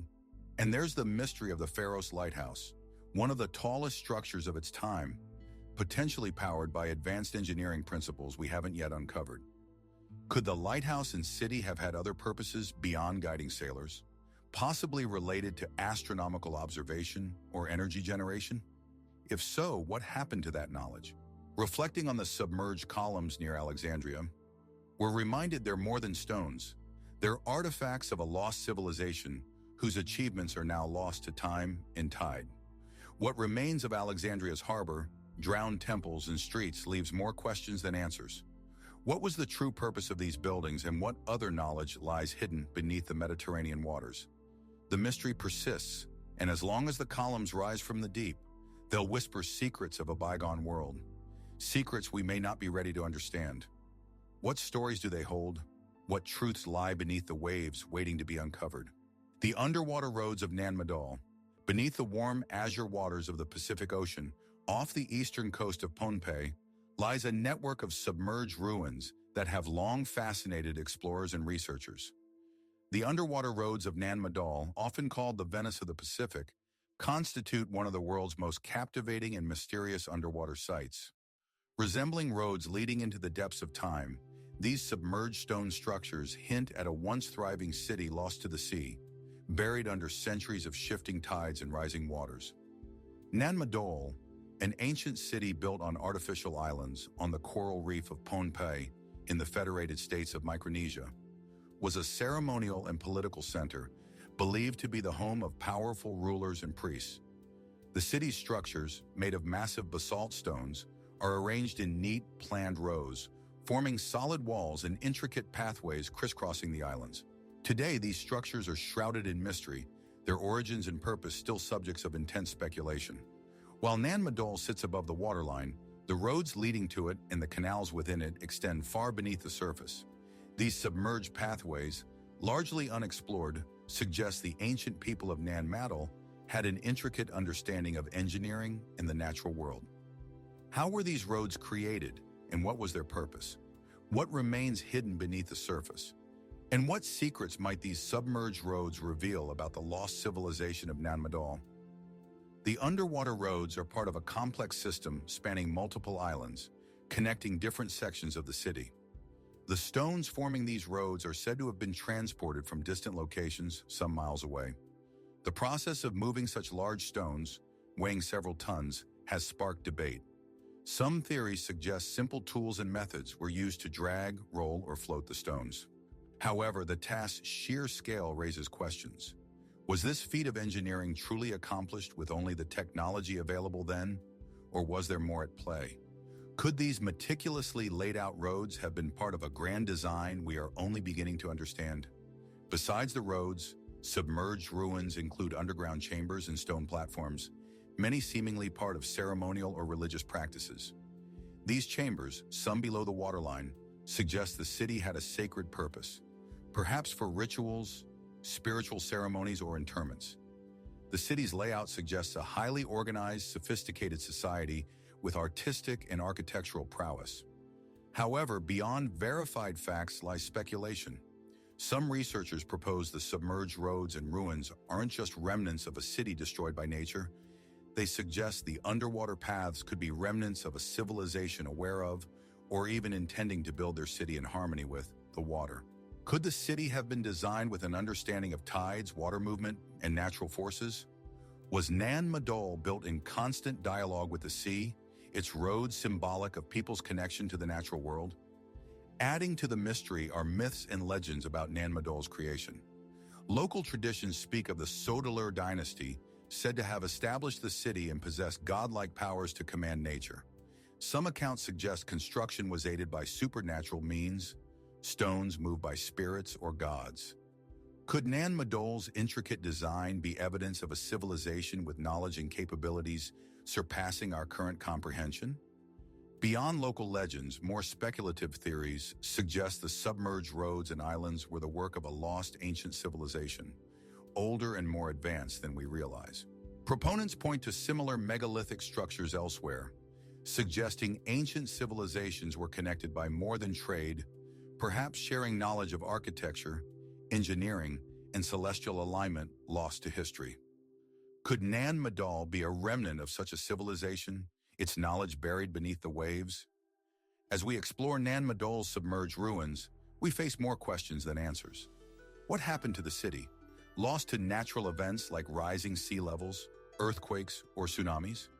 Or was there intentional, gradual sinking, aligning with tidal rhythms? Was Nan Madol meant to interact with water, its roads and platforms, part of the sea's natural flow, rather than just human structures? These questions are unanswered, leaving us to wonder about secrets beneath the ocean. What if submerged roads are messages from a forgotten civilization, waiting decoding? What if Nan Madol's mysteries are deeper than imagined, revealing a lost world of knowledge we've only begun to uncover? Nan Madol's underwater roads continue to pique curiosity, drawing us into the past. As researchers dive deeper for clues to the city's purpose and origin, they may one day find the final piece. Until then, Nan Madol remains a great underwater mystery, its roads and ruins silently awaiting the day its secrets are revealed. The sunken walls of Lake Van. As morning mist rises off Lake Van in Turkey's eastern highlands, a quiet mystery lies beneath the surface. The lake's deep cobalt waters conceal ancient remnants, hidden in plain sight for centuries. Beneath these tranquil depths lie sunken stone walls, largely unexplored and unexplained, casting a long shadow over the region's history. Lake Van is a vast, saline body of water framed by rugged mountains and echoes of past civilizations, often still mirroring its dramatic landscapes and largely unchanged for millennia. Yet deep below, astonishingly, lie large, perfectly constructed stone walls. Their presence is unsettling, an anomaly raising more questions than answers.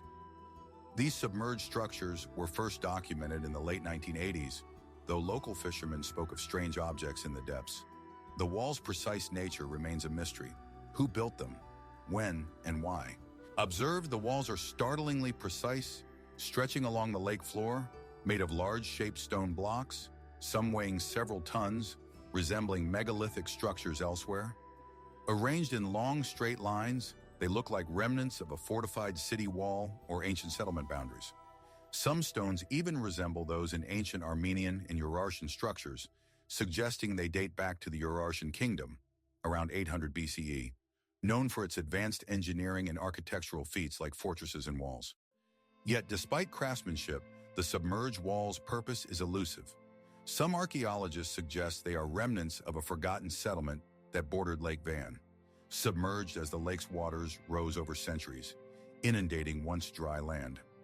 If true, they represent a lost civilization overtaken by rising waters. However, other experts question this. Why build a settlement where rising waters could easily submerge it? Could these walls be intentionally built underwater for unknown purposes, tied to the beliefs or practices of the inhabitants? Perhaps remnants of ritual sites for offerings or ceremonies, submerged accidentally or deliberately? Their deep underwater locations suggest intentional design beyond practicality. Some researchers propose the walls connect to the Urartian kingdom's complex fortifications, roads, and ceremonial sites. Urartians built fortified cities with massive stone walls, and some speculate these submerged walls are remnants of a border defense system against invaders, a vital strategic location now lost beneath the lake. While plausible, this connection has contradictions. Urartians typically didn't build underwater. Could these walls be part of an older civilization, predating Urartians by thousands of years, a lost pre-Urartian culture preserved underwater for unknown reasons? Speculation abounds, but definitive answers elude us. The mystery deepens considering Lake Van's other oddities, an area rich in ancient stories and legends. Local myths speak of the lake as a place of great power, sacred, thought to hold divine significance, even home to mythical creatures or possessing mystical properties. Could the submerged stone walls link to these legends? Was this site a gateway to another world, walls serving as a physical barrier? Was the lake itself sacred, walls built as part of rituals to honor or commune with forces beyond human comprehension? Even with these theories, another possibility exists. The sunken walls are part of a grander, more mysterious puzzle we're just starting to comprehend. Some fringe researchers' theories suggest the site is much older, a remnant of an advanced civilization lost to time and elements, possessing knowledge of engineering, astronomy, or even aquatic technologies beyond our current understanding. These submerged structures, in this view, aren't forgotten relics, but clues to a lost history, challenging what we know about human civilization's rise. Lake Van's submerged walls remain largely unexplored, their origin unresolved. As attention turns to this enigmatic site, questions persist. Natural forces, or built by people whose knowledge is forgotten? Lake level rise, or a deeper symbolic reason for their descent? As divers and archaeologists study Lake Van's submerged secrets, one thing is clear. The mystery of the sunken stone walls is far from solved. Perhaps answers will emerge from the shadows, shedding light on a hidden past. Until then, the submerged ruins call to those seeking to unravel deep mysteries. The submerged terraces of Okinawa.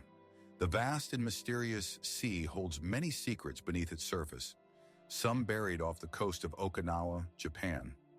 In the shadowy depths of the Pacific Ocean, just off the island's northern coast, exists a hidden world of terraces, walls, and structures unlike anything typically found in nature. The submerged terraces of Okinawa are an enigma that has drawn intrigue and speculation for decades. They suggest the presence of an ancient civilization, a culture that may have once flourished in this area, leaving behind an intricate, forgotten legacy now swallowed by the sea. These terraces are situated in waters approximately 30 meters deep, undisturbed by modern human activity, resembling agricultural terraces found worldwide where civilizations historically created tiered platforms for crops on steep terrain.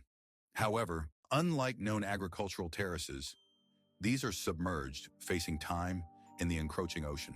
Rows of perfectly cut stone steps cascade down from submerged ridges, forming distinct terraces rising and falling in a pattern seeming almost too deliberate, too symmetrical for a natural formation. The sight of these terraces bathed in the ocean's soft blue glow evokes an image of a long-lost civilization that once thrived here in ways we may not fully comprehend. Though submerged, the terraces are remarkably well preserved, showing clear human craftsmanship. The stones used are large, square, and rectangular blocks fitting together with precision, a skill not typical of natural formations. Some researchers believe these terraces could date back thousands of years, perhaps before written history in the region. Their existence challenges our understanding of Pacific human activity timelines, raising the question, could these submerged terraces be remnants of a civilization far older than any currently known? The mystery of these terraces surfaced in the 1990s when local fishermen and divers reported unusual underwater features. Subsequent investigations by marine archaeologists revealed the terraces' extent, identifying them as more than natural formations. The stones' precise alignment, consistent measurements, and overall design pointed to human origin. Yet who built these structures and why? The mystery only deepened. Mainstream scholars propose several explanations. One theory suggests they were part of an ancient agricultural system for crops on difficult terrain. Given Okinawa's history of cultivation, early inhabitants constructing terraces to maximize arable land, like terraced rice paddies in Southeast Asia, is conceivable. Over time, rising sea levels could have gradually submerged them. However, this theory doesn't explain peculiarities. Many stones appear carefully cut and shaped, suggesting craftsmanship beyond simple agricultural needs. Some are so large transporting and placing them would be extraordinary without modern tools. Could this suggest builders had advanced engineering knowledge beyond historical records? Furthermore, the terrace's geometric layout suggests purposeful design, perhaps having a deeper significance beyond utilitarian use, possibly part of a larger complex, city, or ceremonial site. The idea of these terraces being more than agricultural, perhaps part of a spiritual or ritualistic complex where ancient people connected with land and sea, is compelling. As researchers delve deeper, fringe theories emerge. Some speculate the terraces evidence a lost civilization predating known historical cultures, perhaps existing before Polynesians or Austronesians. Proponents suggest builders were part of a forgotten culture with knowledge of seas and advanced construction techniques, lost when their civilization vanished. Others raise the possibility of terraces being part of a network of submerged structures, perhaps an underwater city across the region. If such a civilization existed, what caused its disappearance? Could this be evidence of a global catastrophe, submerging vast land areas and civilizations? The idea of a lost, sunken civilization is a widespread theory, with Okinawa's submerged terraces potentially another piece of the puzzle, hinting at a larger, undiscovered human history. Despite allure, no concrete evidence supports these theories. The submerged terraces remain a mystery, their true purpose and origin hidden. Could they hold the key to understanding early Pacific human history? Or are they a symbol of a lost past, a testament to a civilization's ingenuity and resilience? leaving only cryptic clues. As Okinawa waters lapstone formations, one thing is certain: the terraces beckon, their mystery persistent. What stories do ancient stones hold? What knowledge have they kept hidden? Answers may lie beneath waves, waiting revelation. The stone pavements of Saipan. As the sun sets over the Pacific, casting golden light on Saipan, something enigmatic lies just beneath the surface. Off this remote island's coast, in the clear, deep blue sea, stretches an unusual stone pavement, an ancient submerged pathway intriguing explorers, archaeologists, and divers. Discovered in the 1990s, these pavements aren't natural formations, but seem deliberately arranged. They appear as a crafted network of large flat stones, perfectly aligned, like roads or terraces leading into the ocean's depths. From the surface, the sight is disorienting. Water shimmers above, making the pavement seem to glow, reflecting light eerily. Some stones are square, others rectangular, forming a grid pattern mirroring sophisticated ancient stonework. Yet this arrangement suggests it wasn't built by modern hands. The pavement stretches hundreds of meters, gradually descending, clearly far older than the modern era. Its layout, with sharp corners and consistent spacing, indicates a specific purpose. What could it be? Why build such a structure here, off Saipan, where no known civilization existed? Saipan, a small northern Mariana Islands island, has a rich history but is less explored than famed ancient civilizations. It's seen various cultures: early Chamorro, Spanish colonists, Americans during Wabihornuni, but none known to create anything resembling these pavements. So who built them and when? Mainstream historians and archaeologists initially attributed them to natural geological formations, part of an ancient coral reef rearranged by nature. However, this fails to explain precise alignment, uniform size, sure shape, and human craftsmanship signs. These aren't ordinary rocks, and the more one examines the pavement, the less likely nature alone is the builder. Could this be evidence of an ancient, unknown civilization? If so, why construct a vast underwater stone structure? One possibility: these pavements were part of a city or settlement lost due to rising sea levels, proposed for other submerged ruins like India's Dwarka. Could Saipan's stone pavements be part of a similar sunken ancient site? The idea of a forgotten civilization submerged is captivating and unsettling. Adding to the mystery is Chamorro legend. Chamorro people, inhabiting the Marianas for thousands of years, speak of a submerged city or network of ancient roads beneath the sea. These legends passed down are highlighted by the Saipan pavements. Some locals believe these roads connect to their ancestors' stories, adding spiritual significance. Could these pavements be more than physical structures, representations of an ancient world steeped in symbolism, connected to a spiritual realm we don't fully understand? Fringe theories go further. Some suggest the pavements aren't just lost civilization remnants, but something far older, possibly extraterrestrial. Could perfectly aligned, placed stones be the work of non-human beings? Could structures serve a purpose beyond conception, linked to advanced technology or lost navigation? While speculative, alien influence on ancient civilizations has long captured imaginations, and Saipan's strange pavements fuel this. Then, the theory of a ritualistic complex built not for practical use but spiritual, ceremonial purposes. In many cultures, roads symbolize journeys through life, death, or cosmos. Could these submerged stone roads have been a sacred pathway to the afterlife or divine place? The idea stones weren't just utilitarian, but profoundly significant adds intrigue. As divers explore, questions arise. What lies beneath the pavement? Deeper? Gateway to a larger city, to civilization? If the pavement extended above water, what evidence awaits discovery? Some speculate further ruins are just beyond current exploration. The sea is vast, unforgiving, obscuring secrets time may reveal. Saipan's stone pavements remain an enigma, challenging history understanding. Ancient civilization work or something else? Practical or deeply symbolic? Most tantalizing, what else does the sea hide? As sunset casts shadows on Saipan, pavements hold secrets silently. Perhaps truth will be uncovered. For now, they remind us past however ancient, forgotten, holds mysteries hidden beneath water. The sunken towers of Zakynthos. As the warm Mediterranean sun kisses the horizon, the island of Zakynthos rests quietly in its embrace, its rugged cliffs and turquoise waters inviting curiosity. Just offshore, hidden beneath the shimmering surface, lies an enigma, an underwater mystery that has perplexed divers and researchers for years. Sunken towers lie in the deep, their ancient stones standing sentinel beneath the waves, offering no clear answers about their origins or purpose. Submerged for millennia, these towers remain a silent testament to a long-lost civilization whose story may never be fully understood. The towers near Zakynthos are not the only underwater ruins in the Mediterranean, but they stand out due to their distinct shape and remarkable preservation.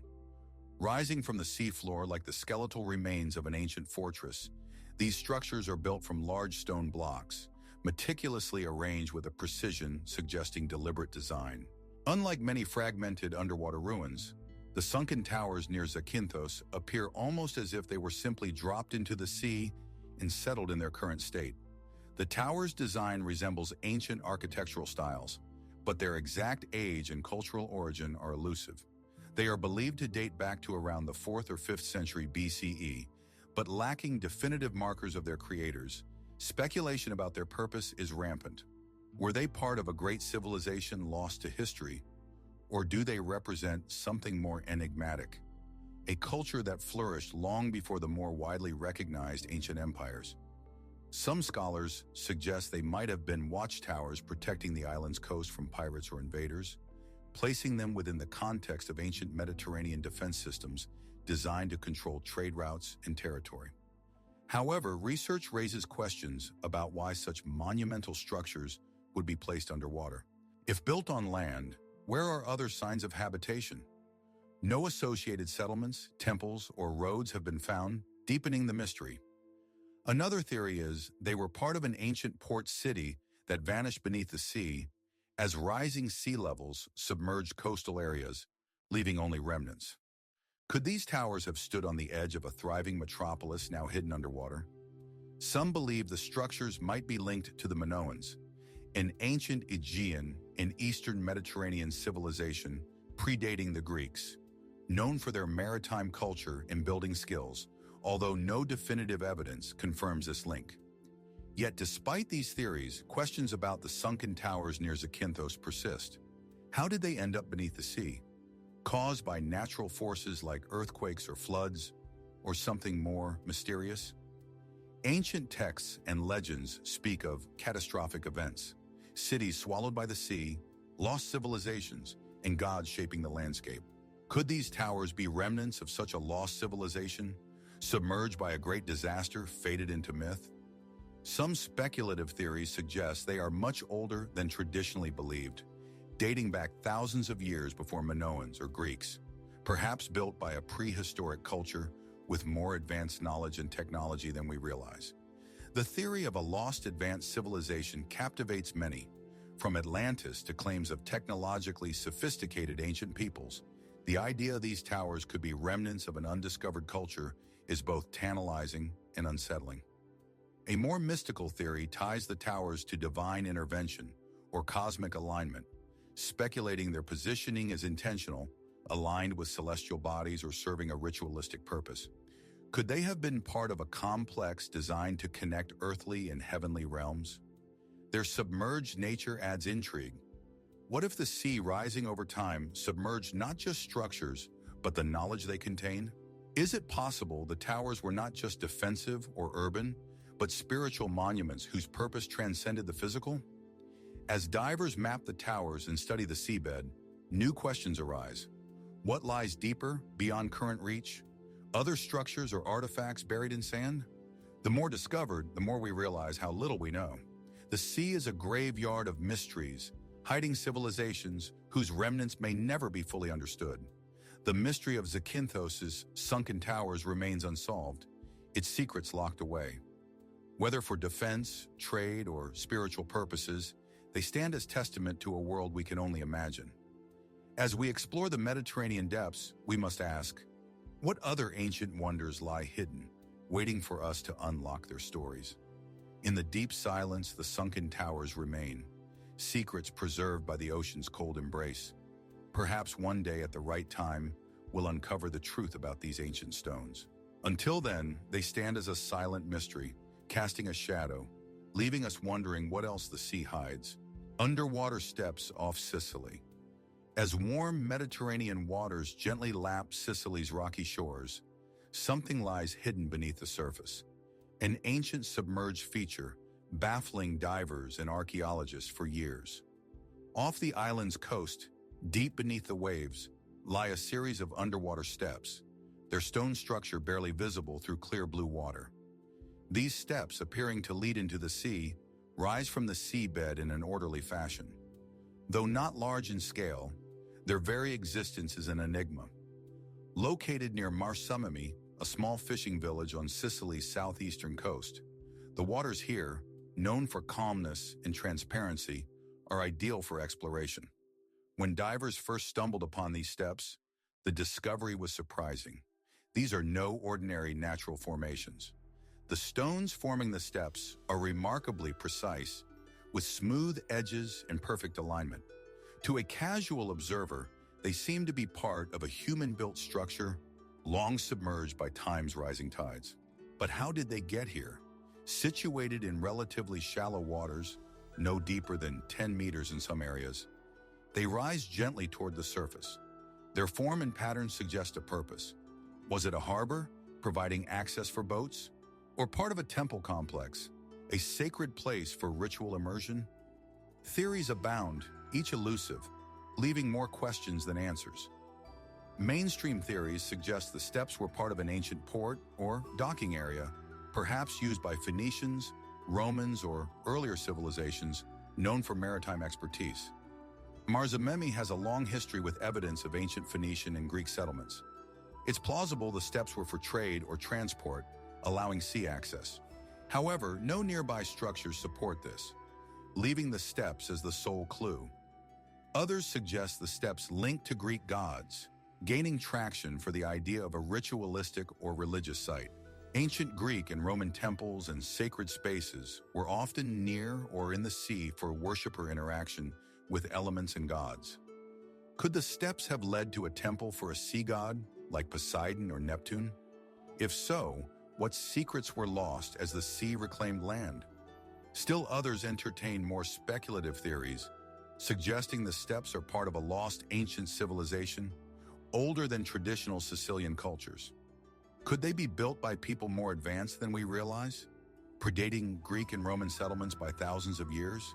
Similar underwater structures like Bimini Road or Dwarka in India, some believe, evidence a lost civilization predating recorded history. The idea of Sicily's steps being part of such a culture is intriguing, but lacks concrete support. Another theory attracting attention is that the steps were part of an ancient flood, marking remnants of a great city submerged by a cataclysmic event. Historical records from many ancient cultures describe massive floods, reshaping coastlines and swallowing cities. Could these steps be the only remaining feature of a civilization destroyed by the sea? A fragment of a lost hub?